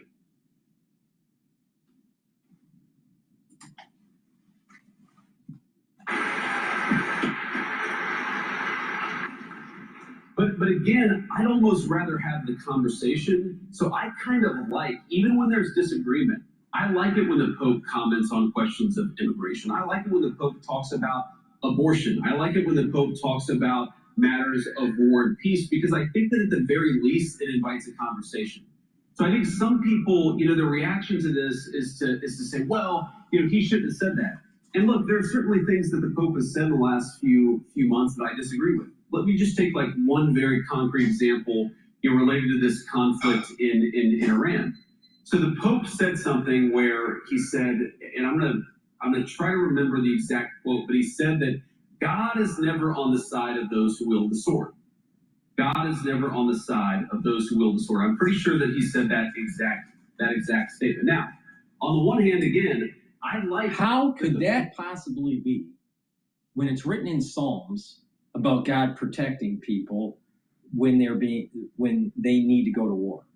How could that possibly be during the Crusades? How could that possibly be during World War II, fighting against the Nazis? How could that possibly be? Sometimes you need to fight. Sometimes you have to kill evil. Sometimes you need to preserve your culture, or you will lose it. You may be even losing your life in the process.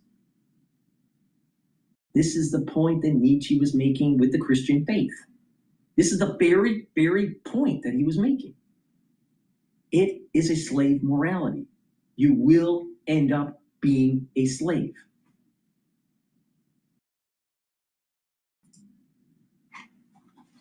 Is an advocate for peace. I think that's certainly one of his roles. On the other hand, how can you say that God is never on the side of those who wield the sword? Was God on the side of the Americans who liberated France from the Nazis? Was God on the side of the Americans who liberated Holocaust camps and liberated those innocent people from those who had survived the Holocaust? I certainly think the answer is yes, and I agree. Jesus Christ does not. I agree. Jesus Christ certainly does not support genocide. Whoever yelled that out from the dark, he certainly does not. I think that's pretty easy. I think that's a pretty easy principle. Okay, so here's a guy. Let me just say this. This is a guy. No. First of all, random dude who's shouting. Can I finish my point and then I'll respond to what you just shouted? Is that okay? Okay, great. Can we give him 1 second to answer this? So let me just finish this question on the Pope, and then I want to respond to what this guy said. So, number one, when the Pope says that God is never on the side of those who wield the sword, there is more than a 1,000-year tradition of just war theory. Okay? Now, we can, of course, have disagreements about whether this or that conflict is just, but I think that it's important in the same way that it's important. This is the point that Nietzsche's saying. Nietzsche was right in calling off on what is eroding Western culture, and that is the suicidal empathy, slave morality. You got to realize that you have an enemy, you need to kill it, and you need to kill it fast, and you don't let it fester. No, you got to turn a cheek, and Jesus is going to come down and save you. Really? I mean, come on. Wake up. First of all, you got to take ownership of yourself. Second of all, once you take ownership of yourself and you want to be a better person, you can align with certain types of religions, such as Judaism or the Christian faith, or Islam, or even Buddhism, or even be an atheist, because you want to be a better person, okay? But you are looking in the mirror and you are saying, you know what? You are taking ownership of what you do, not some BS that some guy died for your sins and all this stuff, and that you'll be absolved of all your sins because of someone else. That is total bullshit. Total bullshit. You are responsible for yourself. When you die, when you go through the whole cleansing process of the soul, this is based on, theology, right? But if this process does take place, which I think it does, everyone is going to be judged based on their own situation. And that not some other person is going to be able to absolve that. You are responsible for everything that you've done good and everything that you've done bad. So here's part of the problem with this whole suicidal empathy. This is part of the problem of the slave morality. Oh, you don't have to do it. Some other person is going to come out of the sky and do it for you. You got to take charge of your own life. So take a look at Western culture. A lot of them, they want the government to come in and help them out. They want the government. Now, again, there is some overlap between ultraliberalism and ones that are of the faith. And that is someone else is going to come in and do it for you. Really? That doesn't seem to be the way natural law is. You have to try. It doesn't mean you'll succeed, but you have to put in the effort. And hopefully you get blessed. But sometimes you don't get blessed, but you still have to try. But you are responsible for the good and the bad that you do. And you will be judged accordingly. Not because of some sort of, that someone is going to absolve you of your wrongdoings. That doesn't make any sense. Because if that was the case, then why would anyone be good? Because you could just say, oh, it was bad, and I'm absolved because of some other person. No, everyone is responsible for themselves in trying to do the right thing. But if you do the wrong thing, in God's eyes, you are responsible. No one else. Not your grandmother, not your parents, not your friends, not your neighbor. You. So Nietzsche was right. Totally right. the United States to be careful when I talk about matters of public policy. I think it's very, very important for the Pope to be careful when he talks about matters of theology. And I think that one of these issues here is that there has been, again, hey, random dude screaming, I told you I'd respond to your point. I just want to respond to this question first. But I think one of the issues here is that if you're going to opine on matters of theology, you've got to be careful. You've got to make sure it's anchored in the truth. And that's one of the things that I try to do. And it's certainly something I would expect from the clergy, whether they're Catholic or Protestant. Now, to respond to this guy here, he said, I believe he said the administration supports a genocide in Gaza. And here's my response to that. When we came in, the humanitarian situation in Gaza was an absolute catastrophe. You know who's the person who got a peace agreement in Gaza? Donald J. Trump. So if you want to complain about what happened in Gaza,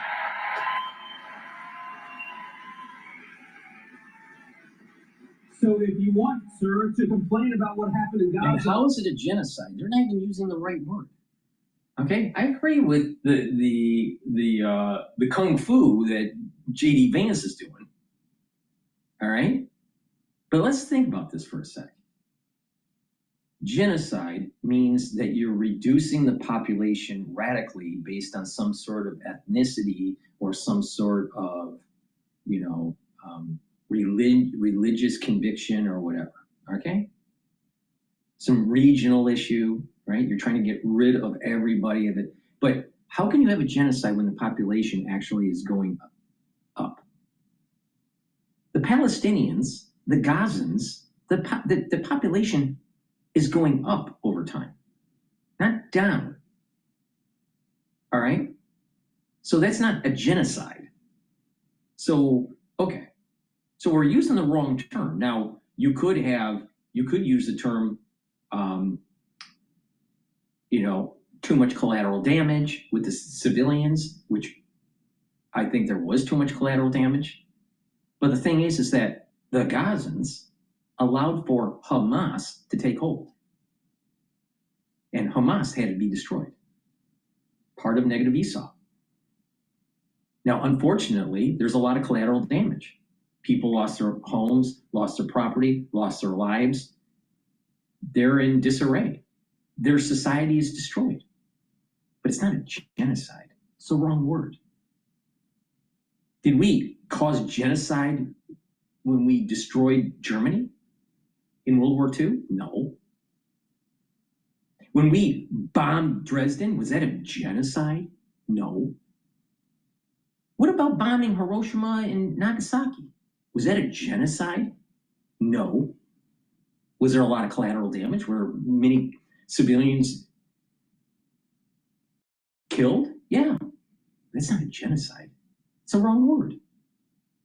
So words matter. We need to pick the right word for this. Right? There's a lot of collateral damage. Civilians are suffering. It may be inhumane, but it's not necessarily, quote, a war crime and not necessarily genocide. And the reality of the situation is this: no country deserves to be a country. Not Israel, not the United States, not Russia, not Japan, not China, nobody.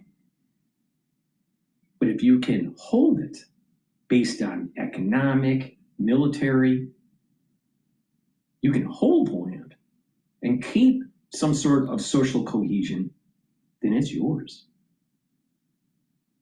And that's what Israel's doing. Now, maybe Israel will fall. Maybe it won't. But to say the Gazans absolutely have a right to the land, no, they don't. They couldn't hold it. The moment you can hold the land, that's yours.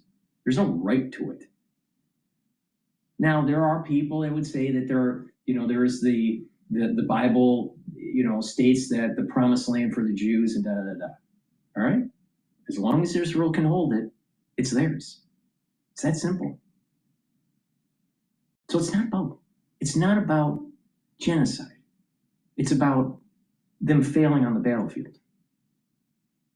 Now, did the Israelis have overwhelming power, military power over the Gazans? Yeah, absolutely. But that's war. We had overwhelming power over Germany. Our manufacturing was far more than the Germans. Our manufacturing base was much bigger. And it allowed us to create the weaponry to be able to end the war. Now, of course, the Russians helped too. But was that a genocide? No.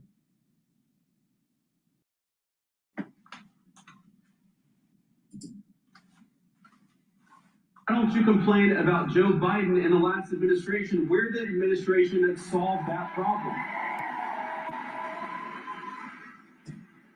And by the way, not only was our administration like the administration that solved the problem, but the president, excuse me, sir, right now, you see more humanitarian. So he's screaming, you know, they're killing children, they're killing children. Well, wait a minute here. Iran funded Hamas. Iran funded Hezbollah. So it's important to root out Hezbollah, Hamas, and Iran. Get to the root cause. Kill off the immediate threat, Hamas and Hezbollah, and get to the root cause, Iran. That's exactly what's been playing out since October 7th of 2023. Well, everyone thought that Israel was going to fail. Now, assuming that there are some sort of blessings that take place, it is amazing on the success that has happened with Israel fighting its enemies and the United States fighting Iran. But that blessing may be taken away, and we should be thankful. Now, again, kids are getting killed, unfortunately. But the thing is having a regime like Iran continually funding Hezbollah and Hamas and letting them reconstitute is unacceptable.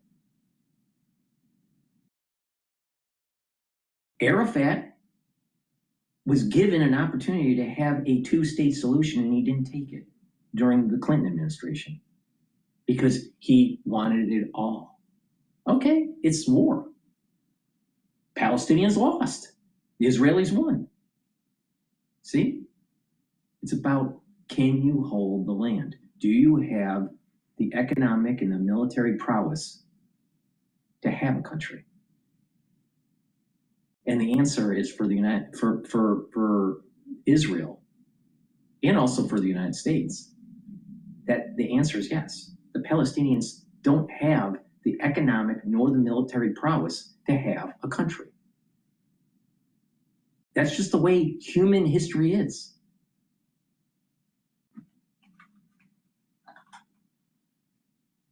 So you have these, individuals out there, that scream out, Trump's bad, and you're funding Israel to decimate Gaza. The whole region will have economic prosperity if the fighting stops. If Israel stops fighting with Hamas and Hezbollah, and if Hezbollah and Hamas stop launching rockets. They don't want to do that because they want to eliminate Israel. And Israel wants to eliminate the Palestinians. How's that any different than other wars in human history, in other regions of the world? Oh, it's genocide. No, it's not. Why isn't the Arab nations take in the Palestinians? They have lots of land because they don't want them. The Jordanians don't even want the Palestinians, if you really want to go back into the history of this. So their own people don't even want them. Now, why is that? Because of the decades of fermenting hate because of the PLO. Arafat. Now let's go back to Arafat. Arafat would not be able to constitute the PLO if Sharon did the right thing and killed him on the battlefield. And Sharon regretted it. that if he could replay that, he would kill Arafat. Again, suicidal empathy.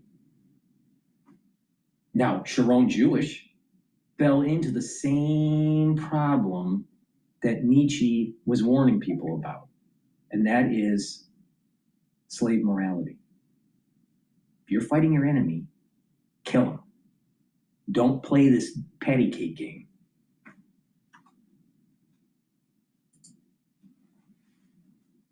Coming into Gaza than it has any time in the past 5 years, because we have taken that situation seriously. And that's one of the things that I'm proud of about our administration is whether it's there or Thailand and Cambodia, we've consistently tried as much as we can to solve these problems, not just complain about them like the guy who just ran away. Exactly. You got to solve the problem. And, I covered this extensively over the last 2 years. And what was Al Jazeera and what were the Palestinians doing and in, the community in the Middle East at large? Frame it in a way where in the public sphere, demonize Israel and demonize the United States. And that the Palestinians were all just innocent. They're not innocent. Now, there are a lot of innocent people that are killed. There's collateral damage taking place. But they did it to themselves to allow Hamas and Hezbollah to take hold of their society. Why didn't they reach out to the United States and say, we have a problem with Hamas. We have a problem with Hezbollah. We need your help. They weren't willing to do that. Why? Because they literally thought they would win on the battlefield against Israel. They lost. Well, Scott Ritter says that, Israel is in a quagmire. Really? Have you taken a look at Gaza? Well, Israel is being defeated in the Northern Front. Really? They just took 30 kilometers of Lebanon. Well, Israel is going to be losing on the battlefield because of Syria. Israel has less conflict with Syria now because of the toppling of the regime. They're doing it right. The international community, especially the United States and Israel, working together to root out this negative Esau. Because if you do, there will be more peace in this world for everybody, for the Muslims, for the Jews, for the Christians, for everybody, the Buddhists, every nationality, there will be peace. But if you kick the can down the road and you allow negative Esau to stay alive, it's only going to cause problems. You have to get to the root of this Islamic terrorism that has been plaguing us for 47 years or more.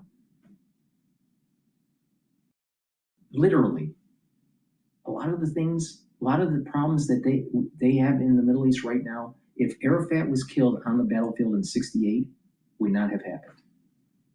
Because Sharon was afraid. Sharon had empathy for Arafat and let him escape. Thanks, Sharon. Maybe we should actually listen to some of the philosophers. Maybe we need to look in the mirror and say, you know what? Maybe they're right about this. Maybe there is an issue with too much empathy in the society. Maybe there are certain religions that actually aren't willing to fight, and therefore it's easier for them to get taken over. And if that's the case, don't you think another religion or a group of people will take advantage of that weakness? And hence, Europe and in areas of the United States, Western culture is being attacked because of crazy immigration policies that the Pope supports. Once again, suicidal empathy.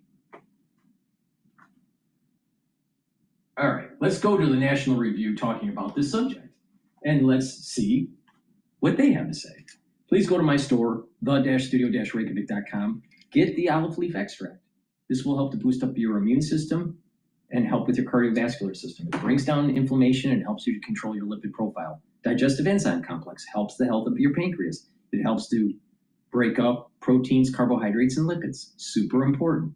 You'll be able to digest better.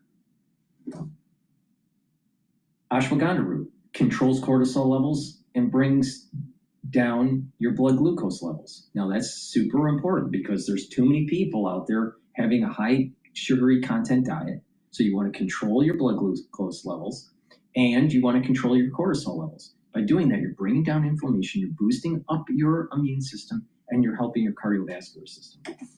Lignans brings down inflammation and soaks up free radicals, helps the immune system and endocrine system. And oh, by the way, helps with brain function and cardiovascular health. And probiotics. This is the veggie cap version. You can also get the powdered version. Taking a good probiotic is going to improve your skin, but also improve your digestion, boost up your immune system at the gut level, help with sleep. You'll sleep better. You'll be well rested. You'll be consolidating memory, getting rid of brain fog. Your metabolism will improve. Taking a good probiotic is super important for good health. So please go to my store. If you spend $100 or more, you get a free gift until supplies last. Use discount 5, you get $5 off. Go to my store, the-studio-reykjavik.com. All right, let's see what National Review has to say about this whole Pope Leo stuff.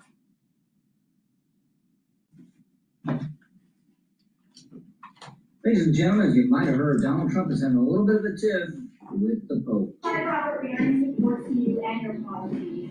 Praising you for defending your freedom. Yeah. She now says you owe Pope Leo an apology. Will you apologize? No, I don't, because Pope Leo said things that are wrong. I'm your sorry at National Review, and I think most of us, even those of us who, like me, aren't Catholics, have a tendency, if there's a dispute between the pontiff on the one hand and a secular leader on the other, on any question with profound moral implications, you're going to reflexively think the Pope probably is getting the better of the argument. And there is no doubt that Trump has said outrageous things in the course of the Iran war, which precipitated this dispute with the Pope. And Trump shouldn't be attacking the Pope in the terms that he is, calling him weak on crime and all the rest of it. That is absurd. Yet, I think it is a Pope who is giving a misleading view, a misleading impression about what the Bible really says about warfare, which is a really important question. Exactly. That's what I want to address today. Let's first go to something that the Pope said during his Palm Sunday homily. This is an account in a journalistic outlet of his homily. Pope Leo went on to recall the prophet Isaiah's words, "Even though you make many prayers, I will not listen. Your hands are full of blood." Jesus is the King of Peace who rejects war, whom no one can use to justify war, said the Pope. He does not listen to the prayers of those who wage war, but rejects them. Now, Pope Leo is quoting there from the book of Isaiah, obviously a book of the Old Testament having to do with sin and judgment and repentance and hope. Now, he's making a very strong claim here that God does not listen to the prayers of those who wage war. If you take what Leo is saying literally, it's actually a preposterous claim. Are we saying that God didn't listen, to take easy examples among leaders of Western countries, didn't listen to Abraham Lincoln during the Civil War, didn't listen to Winston Churchill during World War II? There's some grunt in a trench somewhere who's completely righteous, but he's waging war, he's trying to kill an imperial Japanese soldier or whatever it is, and God's not going to listen to his prayer. That just seems crazy. And even in the context of Isaiah, this claim makes no sense whatsoever. Pope Leo is quoting chapter 1, verse 15, this very evocative language, we just heard it, about having blood on your hands. So God isn't going to listen to your prayers. So this kind of sounds like it's referring to military conflict, but it is not at all. This is a judgment of the people of Judah for their sins. They are outwardly religiously faithful but inwardly they are not. They are hypocrites. They oppress the vulnerable in their own society. This is about their self-abasement, not a military conflict. So that's a real misleading use of that verse, and also is very strange given what else transpires in the book of Isaiah. The Assyrians are going to be an instrument of God's judgment. This big army is heading towards Jerusalem, and what does the king of Judah do? He prays to God to deliver them from this military menace, and you know what? The Assyrians are struck down. According to the Bible, 185,000 Assyrian soldiers are struck dead. So you could just as easily flip around what the Pope is saying and actually say the book of Isaiah shows that God does listen to the prayers of those who wage war. The fact of the matter is that the Bible treats warfare as a tragic but inevitable aspect of human existence. Ecclesiastes, there's a time for peace and there's a time for war. If you read the books of Joshua, Judges, Samuel, Kings, it's often a time of war. So for the Bible, the question is not necessarily one between peace and war. The key question is whether the war is righteous or not, whether it's being waged by a righteous people or not. So this is the distinction we see throughout the Old Testament between battles won by Israel or Judah or battles lost. It's a difference between a faithful people winning the battle of Jericho, winning the battle of Deborah, or a faithless people who turned to idolatry, getting smashed in a horrifying, historic defeat where the Babylonians take Judah and destroy Jerusalem. Now, there's a tendency on the part of some Christians to say, well, that's the Old Testament. That has nothing to do with us. In its most extreme form, this is the Marcion heresy.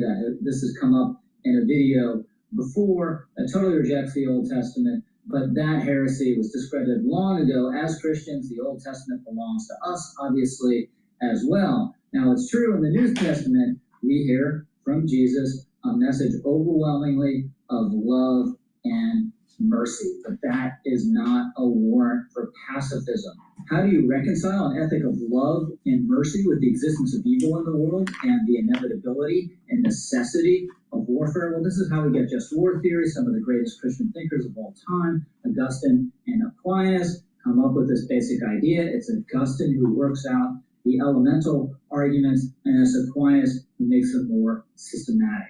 The basic idea is that a war has to have a just cause. It can't be for the sake of conquest or exploitation, and a war must be waged justly. You have to go out of your way to minimize civilian casualties. It has to be waged in a proportional manner. So this is the key moral test that the Catholic Church, by the way, itself accepts. Now, Pope Leo apparently believes the Iran war does not meet this test, but his view is not dispositive. It's not binding on Catholics. It's his opinion about a contemporary matter. Obviously, that's his right to have that view, but I think where he's wrong is he's creating this impression through his statements that there's no such thing ever as a just war, and that is just wrong. And by the way, he might consider, with regard to the Iran war, Trump first started threatening to attack the Iranians when they were in the midst of slaughtering tens of thousands of protesters in their own streets. And if Trump were actually to succeed in toppling this regime and something were to replace it that were more respectful of the rights of Iranians, that would be a boon to the Iranian people and make the region safer and more peaceful. It's understandable, though, that Trump's wild threats are completely anathema to Pope Leo when Trump talks about, say, ending Iranian civilization. Even if he's BSing, even if he doesn't mean it, that is likely going to cause the Pope to speak out. That is completely fair game, but it doesn't change the fact that the Bible acknowledges warfare as an unfortunate fact of human existence. Yes, as the book of Isaiah famously says, they shall beat their short swords into plowshares, but not yet. I'm Rich Lowry, over and out. So basically, he said the same thing I said. Please go to my store, the-studio-reykjavik.com. Get the structural nano silver drops and lozenges. We're in the allergy season. The moment you start getting allergies and you're getting a little bit of a sore throat or even some drainage, take the drops or the lozenges. You can get it in cherry flavor, honey and lemon, and also in blueberry. The lozenges you can get in orange splash and in Manuka honey. Very high quality. The moment you have that throat irritation due to the cold season or the allergy season, take them right away. They'll help to neutralize. Super important. Please go to my store, the-studio-reykjavik.com. And also get the vitamin B complex. Vitamin B complex will boost up your energy levels. The first 4 B vitamins helps boost up ATP. It's a major energy molecule within your cell.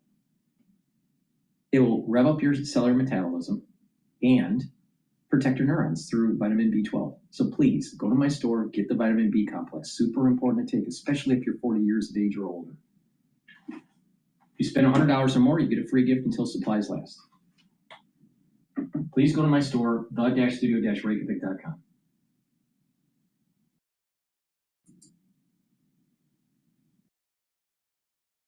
All right, let's listen into Rogoff being interviewed by Bloomberg.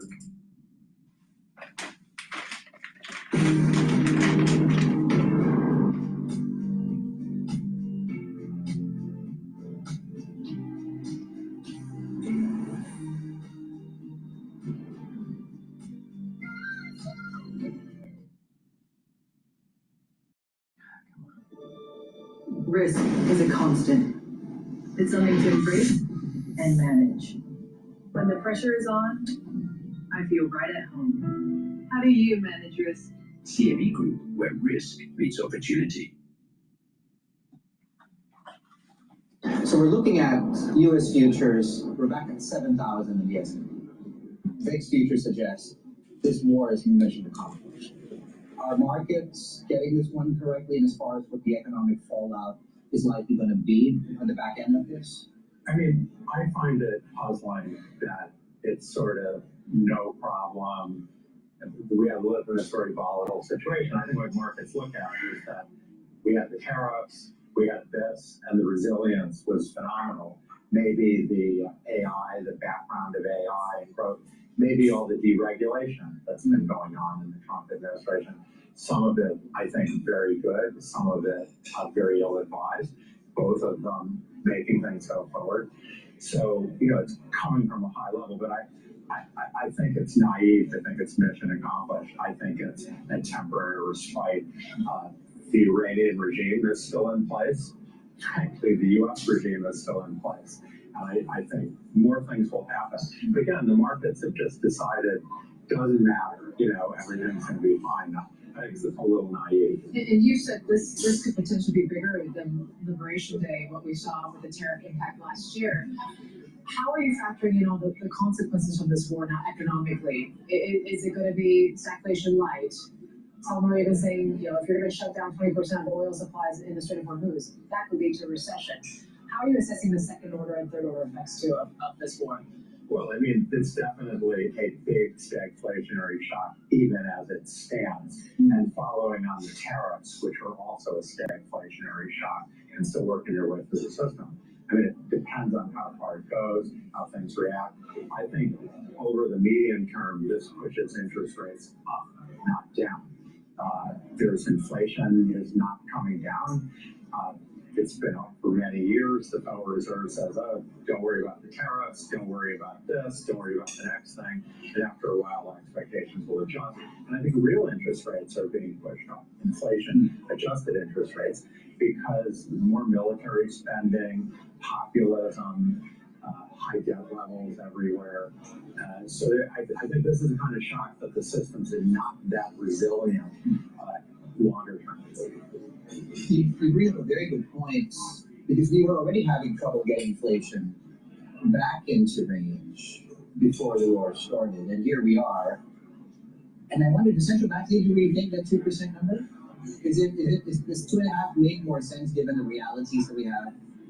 Well, first of all, most people have no idea what inflation is, not just if it's 2 or 2.5%, but my colleagues at Harvard who do surveys on this find that the average person, most of them have no idea even what the definition of inflation is. So if it stays moderate, it's not so bad, and probably no one notices. No, I don't think the Federal Reserve should change what it says it's trying to do. But the trouble is, I mean, people notice it drifting up and prices not coming down. And so it's certainly a problem. I don't think you can wish it away. It makes it harder. What seemed to be coming along, inflation coming down, and now postponed further. What does this mean for the dollar? I mean, I think when the Iranians suggested that any sort of safe passageway through the Strait of Hormuz was going to be paid in either crypto or renminbi, it did raise a lot of eyebrows on what the outlook for the dollar is. We have seen this whole theme of de-dollarization, but how much do you think that narrative has been eroded now? Well, it depends on how the war works out, right? I mean, if it's a big win for the United States, it's probably good for the brand, probably strengthens the U.S. hand.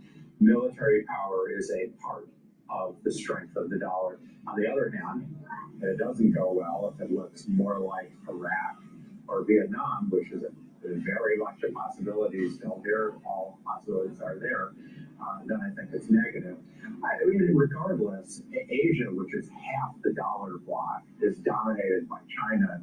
China has been working for some time to build out its back office, its pipelines. It's switching, at least its imports, pretty rapidly into RMB. It's working on the exports. And I think what Iran was saying was really just in place with what a lot of countries were saying. It didn't surprise me at all. What are they going to do? Ask to be paid in dollars and then find out there's a sanction on them and they can't use them? Well, the Fed could give them a swap line. I think that's a different. Maybe if they were going into business with them on controlling the Straits of Hormuz, as Trump suggested, who knows? That was an option. That's right. I mean, we were coming off. So we had this war. Prior to that, we have terrorists. Prior to that, we had the pandemic. All three forced companies to rethink their supply chains and trade lanes. Does this accelerate that phase, you think? Oh, I mean, for sure. I don't know how things are going to reorient themselves. It'll change what kinds of energy countries use. But if we step back, it also underscores how Europe and, say, India and many parts of Asia are really weak in building out their electricity. They're not competitive in AI already because they don't have enough electric power to support it. And now this underscores it, where they're having problem maintaining what they have. So, I don't know what action we'll take, but I certainly sense on the European side maybe some real movement on both trying to be more independent from the dollar, building out their own back office, doing what China is doing, having swap lines in euro, and also trying, to build up electricity. India, but this really, it hurt the rest of the world much more than the United States. That's part of why it happened. If the U.S. were taking the hit that its allies were taking in the Middle East, that Asia has been taking, that the Europeans have been taking, I don't think it would have happened. That the U.S. did this, our dollar, your problem. We're doing it, we don't really care. And I think in the long run, this sort of undermines the leadership of the U.S. Again, if it turns out, whoa, brilliant, they took out this regime, they're now becoming part of a normal Middle East, the world is developing, it's different. We don't know how it's coming out, but it definitely could go the other way. China, obviously has, in some ways, been a voice of stability in this whole world order in some ways.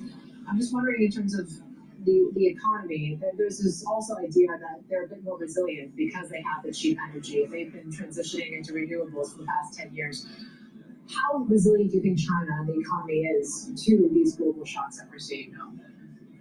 Well, on the one hand, China's economy has been in a very weakened position for a long time due to its overbuilding of real estate and infrastructure way out into the Netherlands and China, way out in the hinterlands, I should say.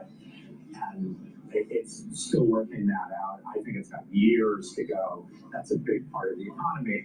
And these things like electric vehicles, having solar panels, they're small potatoes compared to the size of the real estate industry. But that said, I mean, there's a tremendous determination in China to keep moving forward. You know, if there's a step back, we're going to keep moving forward. A lot of resilience to the system. I've listened to discussions in the United States of, well, how do we get around China?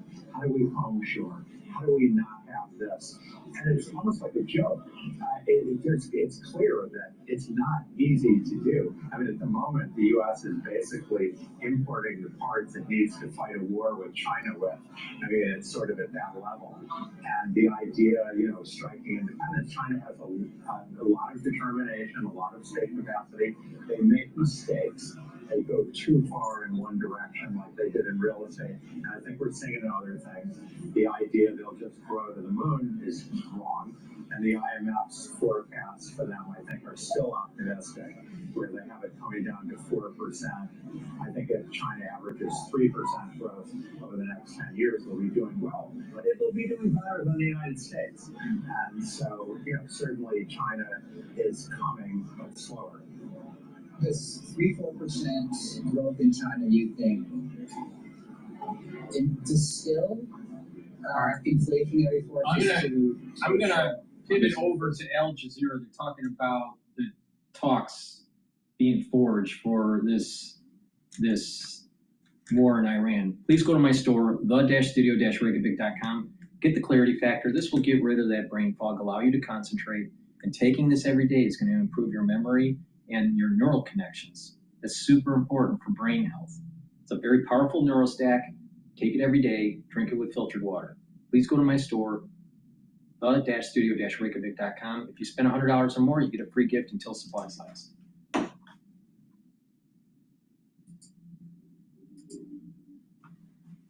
Which comes amid heightened tension in the Strait of Hormuz. The US military says it's effectively stopped maritime trade to and from Iran, but has not specified the exact boundaries of the blockade.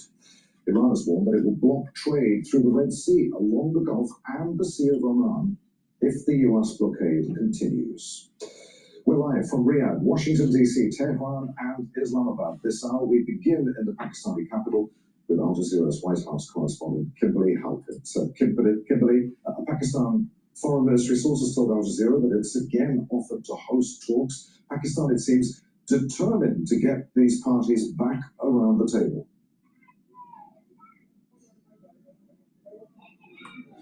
That's right. And we know that since the delegation of the United States and Iran left on Sunday morning, there have been messages that have been exchanged at the working group level. And so it is not surprising that we can confirm, as well as not only the foreign ministry, but the Pakistani military, confirming that this delegation is now in Tehran. It is, as you point out, headed up by the military chief or field marshal, and is being received by the Iranian foreign minister. Now, their messaging that they're carrying is still a bit of a mystery. All we know is that this is a message from Washington that is being delivered by Islamabad to Tehran. And the motive for all of this is, of course, to get the second round of direct talks between the United States and Iran going. Now, it's not surprising that the field marshal is leading up this delegation, given the fact that we know Donald Trump has struck a rapport with him and that they get along well. And that, we believe, is part of what has facilitated this communication back and forth. But again, the U.S. president himself had said that these talks would take place in the coming days. And I can tell you, the signals on the ground certainly indicate that that's imminent. Not only is security extremely tight and getting more so by the day, but also hotels are filling up. And I can tell you, after speaking to U.S. officials here at the embassy, they also said they were preparing for some sort of event, but would not give a specified time. Our White House correspondent Kimberly Halpert reporting live from Islamabad. Kimberly, many thanks indeed. Let's bring in Al Jazeera's Ali Hashim, who's live for us in Iran's capital, Tehran. What are Iranian officials saying, Ali, about the prospect of another round of talks? Well, Adrian, the Iranian officials just received the Pakistani commander-in-chief, who arrived in Tehran alongside with a senior delegation. According to what's circulating, they are conveying an American message to the Iranian leadership. Now, we expect him to meet with Abbas Araghchi. Already he met him at the airport. We expect him also to meet, or probably, with Mohammed Bakr Khalibaf if security measures allow.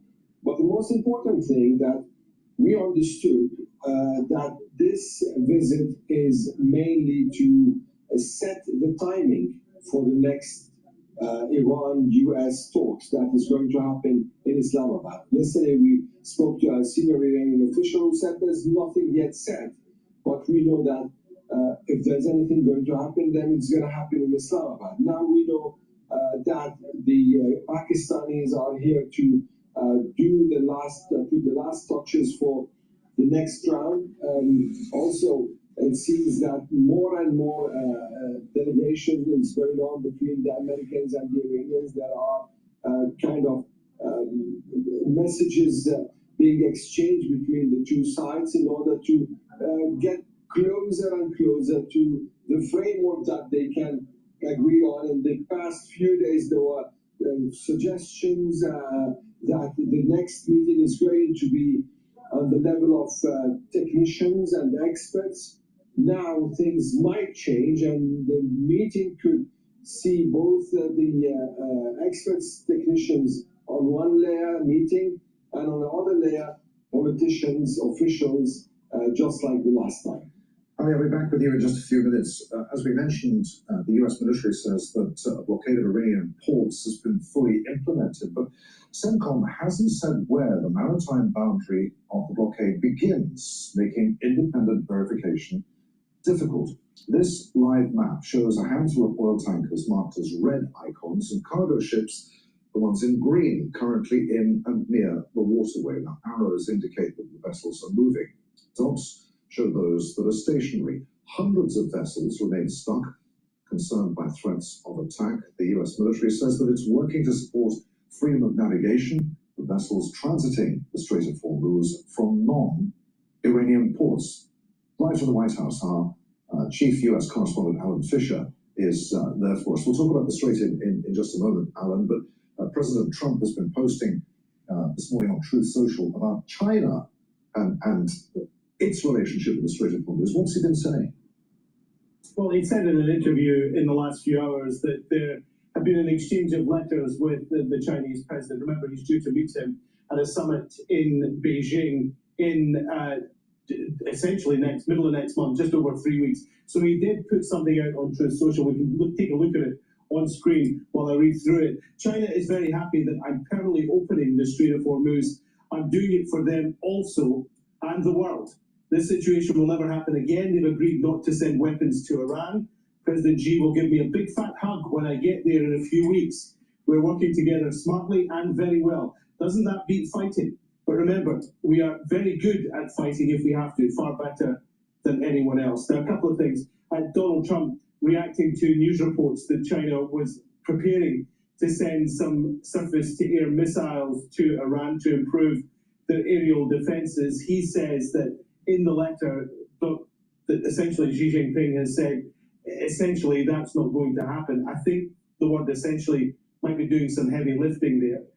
And clearly Donald Trump believes that the Strait of Hormuz must remain open. He often says that the United States doesn't need anyone else to help them keep that open. Now, in the latest book from Daniel Yergin, The New Map, he goes into detail about what China is very worried about in terms of the United States being in the Middle East, circumventing oil flows to China. Now, their energy consumption is heavily dependent on coal. But most of that coal is domestic in China, all right? The use of oil and natural gas, they don't have a lot of that in terms of domestic production. This is part of the reason why they want the 9-dash line to be able to extract some of those resources in the ocean or in the sea. But Trump being able to be in Iran and controlling that flow worries China. So Trump's saying, you know what? We'll make sure that you have your oil, but just make sure you don't send weapons to Iran, and everything will be copacetic. But if China thinks that they're going to be able to circumvent that agreement, that gentleman's handshake, all right, between Xi and Trump, the United States could easily chokehold China. This is the reason why getting into that region and controlling Iran is super important. Please go to my store, the-studio-reykjavik.com. Get the structural nano silver gel. You can get it in the tube form or in the quick dispenser form. Have some at work, have some at home. You never know when you need it. It's dual purpose. If you have a cut, an abrasion, or a minor burn, apply it on the lesion. It'll help to heal it quicker. You can use it as daily skincare to improve your skin. And if you're not feeling well because of the cold season, or someone around you not feeling well, put it on your hands. It stays active for 5.5 hours. But you can also put it around your eyes, around your ears, around your mouth, around your nose, and lightly coat your nostrils. Stays active and helps to neutralize. Please go to my store, get the structural nano silver gels. And also structural nano silver toothpaste. It neutralizes, it whitens your teeth, freshens your breath, helps with the health of your gum line, reduces inflammation at the gum line, and with good oral hygiene, you're also improving your cardiovascular health. A lot of people don't realize that bacteria can get into your bloodstream, or little pieces of small plaque can get into the bloodstream if you have really bloody gum line, and that can cause havoc to your vascular system, cause inflammation and lead to vascular disease. So you want to stop that. Good oral hygiene does help cardiovascular health. So please go to my store, the-studio-reykjavik.com, get the toothpaste. This has the structural nano silver to help to neutralize. It's the best toothpaste you're going to be able to get, and it has no fluoride in it. And Myotrol. Myotrol will help to build muscle and maintain muscle. If you're 40 years of age, male or female, you can't build muscle like you were when you were younger. This will help with the gene expression to build muscle. It has polyphenols, flavonoids, and lignans to be able to do that. It will also help the health of your mitochondria, so you're maintaining the muscle. You're reducing atrophy. This is super important to slow down the aging process. Now, you can benefit from Myotrol if you're a younger or older athlete. It'll help you to build the strength for your sport. So if you're an athlete, or you're 40 years of age or older, male or female, you will benefit from taking Myotrol.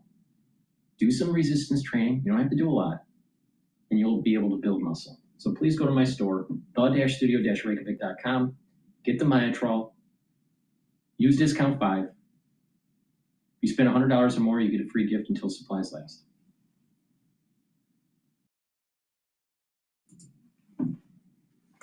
So here they have clearly stated that first, their priority is a diplomacy, and they want ceasefire to hold. So to make sure that the ceasefire is not collapsed, and to do that, they are using their economic and political leverages on both parties, and also coordinating their force with the regional countries. So on the other hand, there are 3 clear demands that they want. First, they do not want any change in the status of state of Hormuz, as Iran is claiming to keep its control even after the war, and come up with a new protocol and new regulations, so that the GCC countries are saying that is not acceptable. The state of Hormuz, this critical waterway, is under the guarantees of the international conventions, and any change in that status is not acceptable, because for them, simply Iran charging the toll fees practically means charging the GCC countries. And the second concern for GCC countries, particularly Saudi Arabia and Kuwait, are the Iranian-affiliated proxies in Iraq. So throughout the 38 days, we have seen hundreds of drones being fired by them. They want the guarantees that these proxies are not going to remain as a threat. And the third concern is the Iranian missile program. We have seen hundreds of them have been aimed and fired toward the GCC, causing tremendous damage. And now they say after the war, so Iran's missile program should not remain as a threat for the GCC security. All right, we are, what, a week into this 2-week ceasefire. Goes without saying that Gulf nations are, of course, eager to avoid any return to conflict.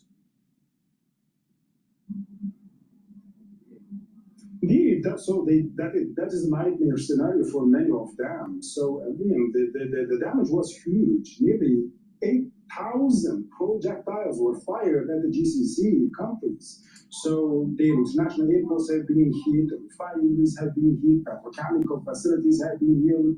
Just in Saudi Arabia, so Jubail, the largest industrial city in the region, was hit several times. Then Manifa, gas Manifa facility, then the Quraysh facility, then the Eastern Province, West Anura, and then the younger city of the industrial city. So Saudi Arabia is simply saying that as a result of that, the daily loss of the oil is 1.3 million barrels of oil, which makes monthly around 4 billion losses. And we're just talking about the oil, regardless of the material damage. So, and then in Qatar, Ras Laffan, the largest LNG facility in the world, and Habshan in the United Arab Emirates, the largest gas facility there. So on daily basis, you're talking about billions of dollars of the losses, and they see that if the ceasefire collapses and the war breaks again, then perhaps it's not going to be contained, and it's going to even further deepen and becoming a real existential security threat for the GCC countries. That's why now they are coordinating the efforts and trying to make sure that the ceasefire works and eventually leads to a peace settlement. All right, Rasul, many thanks indeed. Al Jazeera's Rasul Soda reporting live from Riyadh, European Council. All right. Please go to my store, the-studio-reykjavik.com. Get the resveratrol. This will help the basal layer of your skin to improve the health of the new cells that are being generated. This is the reason why you will look younger when you take resveratrol. But resveratrol also helps with youthful gene expression, so your other tissues will perform better.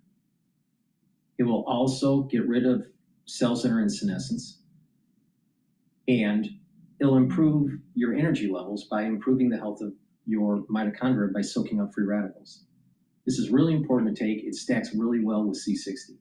You get the max benefit out of resveratrol when you stack it with C60, especially with the skin. So please go to my store, the-studio-reykjavik.com, get the resveratrol, and help with youthful gene expression. Super important, because when you get older, you have more methylization of your genes and they start to change. The expression changes, less youthful expression. Well, you want to reverse that. You want to try to slow down that methylization. So please go to my store, the-studio-reykjavik.com, get the resveratrol. And also, Max 35 or cleanse.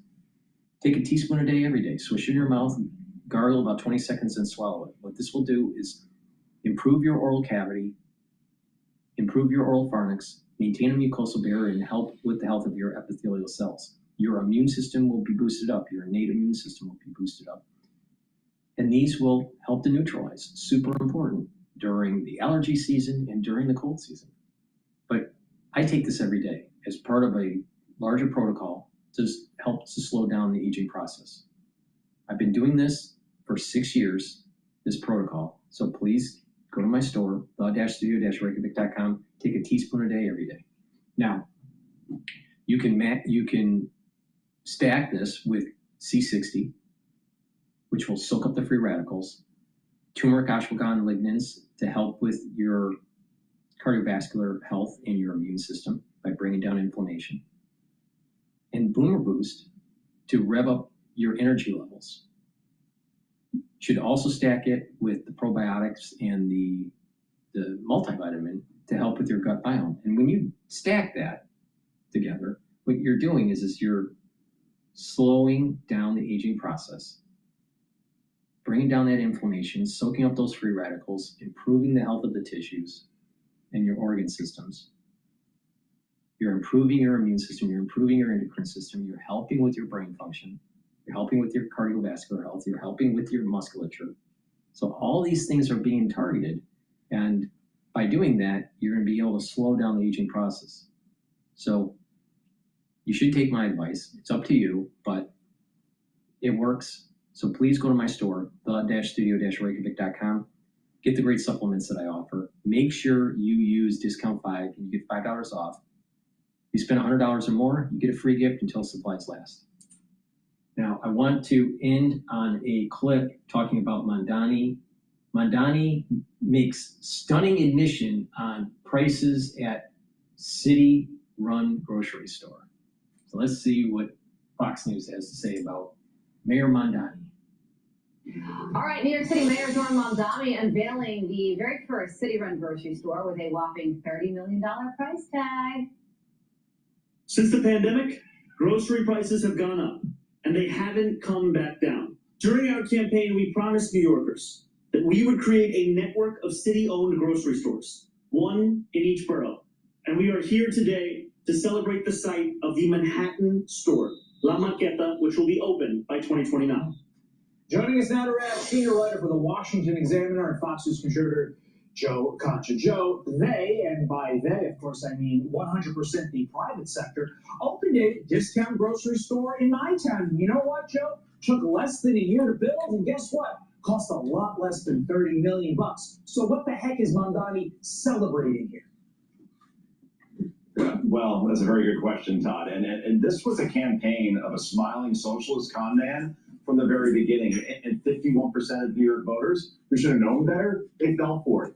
These city-run stores are already projected to cost twice as much as Zohran Mamdani first promised. And we know the way things work in New York and in this area in general. If they're projected at X now, by the time they're done, it'll probably be double and triple that. And now he's saying that the first of 5 stores won't open until 2029? I mean, shut the front door here. I mean, by the way, how will opening 5 city-run grocery stores, where some of the prices will be no different than non-city-run stores, Mamdani's admitting that now, how will that make it more affordable for 8 million people, where there are already more than 1,000 food stores to choose from? So between this and the free buses that may never come, and the free childcare that's definitely never going to come because the billions just ain't there, Zohran Mamdani's social media prowess and making the city more unlivable and certainly not more affordable, that may well be his legacy. He's currently at 48% approval right now, where you say, hey, that's pretty good. Problem is, Eric Adams was in the 60s at this point of his first term, as was Bill de Blasio. So he's already going south in a hurry because people are realizing that, yeah, they got con. Okay, quick clip here from Mamdani admitting that not all things that are sold at this grocery store are going to be sold at a lower price. Listen. When it comes to the products that we will be selling at these city-run grocery stores, there will be an essential basket of goods that will be guaranteed at a cheaper price. Zohran got in his face there. But you know, I was thinking about this. This could possibly work because apparently there's going to be, like you said, this basket of goods like milk, eggs, bread that are going to be sold at a cheaper price. But then it sounds like everything else is just going to be standard. Pretty much, yeah. Socialism never works. You know, I lived in the city for a while. Carly, I know you did as well. You go to the grocery store that's like maybe a block or 2 from you because a lot of people don't have cars, right? They use the public transit system. So again, opening 5 stores in such a sprawling city, if this is how you make things more affordable, I just don't see how it works. And to Todd's point, when we first came on, when this has been tried in so many other towns and cities throughout the country, almost always it fails, and it fails quickly. So that's where we're at this point. I just don't see how this makes a dent in a city that's becoming increasingly unaffordable. As a result, more people are leaving for places like Tennessee, Texas, and Florida because there ain't no income tax, state income tax in those places. So before we let you go, I want to squeeze this in. The Justice Department's weaponization working group publishing a report revealing the Biden administration's bias against pro-life Americans. It is severe. And one thing that stood out to me, one of the documents, one of the assistant U.S. attorneys, you know, an officer of the court, somebody who's tasked with implementing the law here, writes, unfortunately, we ended up with a very Catholic magistrate this week. He was very particular about not infringing on their First Amendment rights. This individual mentions this like that's a problem. Like, oh no, we have to follow the First Amendment, Joe. What was going on in that administration? I mean, that's the funny thing about the Biden administration. His allies in the media would continually tell us, including the president then himself, that he's actually a devout Catholic who just happens to believe in, abortion. Overall, when you peel off this terrible, horrible, no good, very bad presidency, it continues to reveal itself as one of the more corrupt and weaponized administrations we have seen in our lifetime or any lifetime. And let's not forget that Merrick Garland, who was the Autopenn's Attorney General, he was once considered to be a moderate for the Supreme Court, and then he proved himself to be anything. This is exactly what I was saying about the ultra-liberal. The ultra-liberal doesn't believe in family, the family pillar of society. So they're against the pro-lifers. But not just that, they're for killing fetuses. The Biden administration was biased against pro-life Americans. But the Biden administration was also biased towards individuals that wanted to kill their fetuses. Call it for what it is.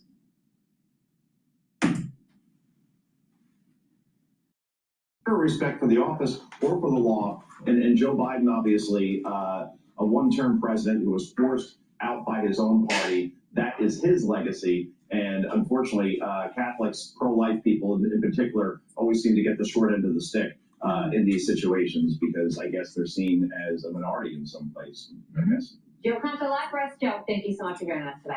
Appreciate it. All right, Be sure to like and that's the end of my broadcast. Thank you for listening. I greatly appreciate it if you share the links and ask your social media to follow me. All the links are in the description here. Please click them and subscribe. And go to my store, the-studio-reykjavik.com. Stack the supplements that I have, the way I've been saying on many of these shows, to help slow down the aging process and boost up your health. It does work. You have to be vigilant. So please, go to my store, the-studio-reykjavik.com. Use discount 5. You get $5 off any order. And if you spend $100 or more, you get a free gift until supplies last. Thank you for listening, and have a nice day.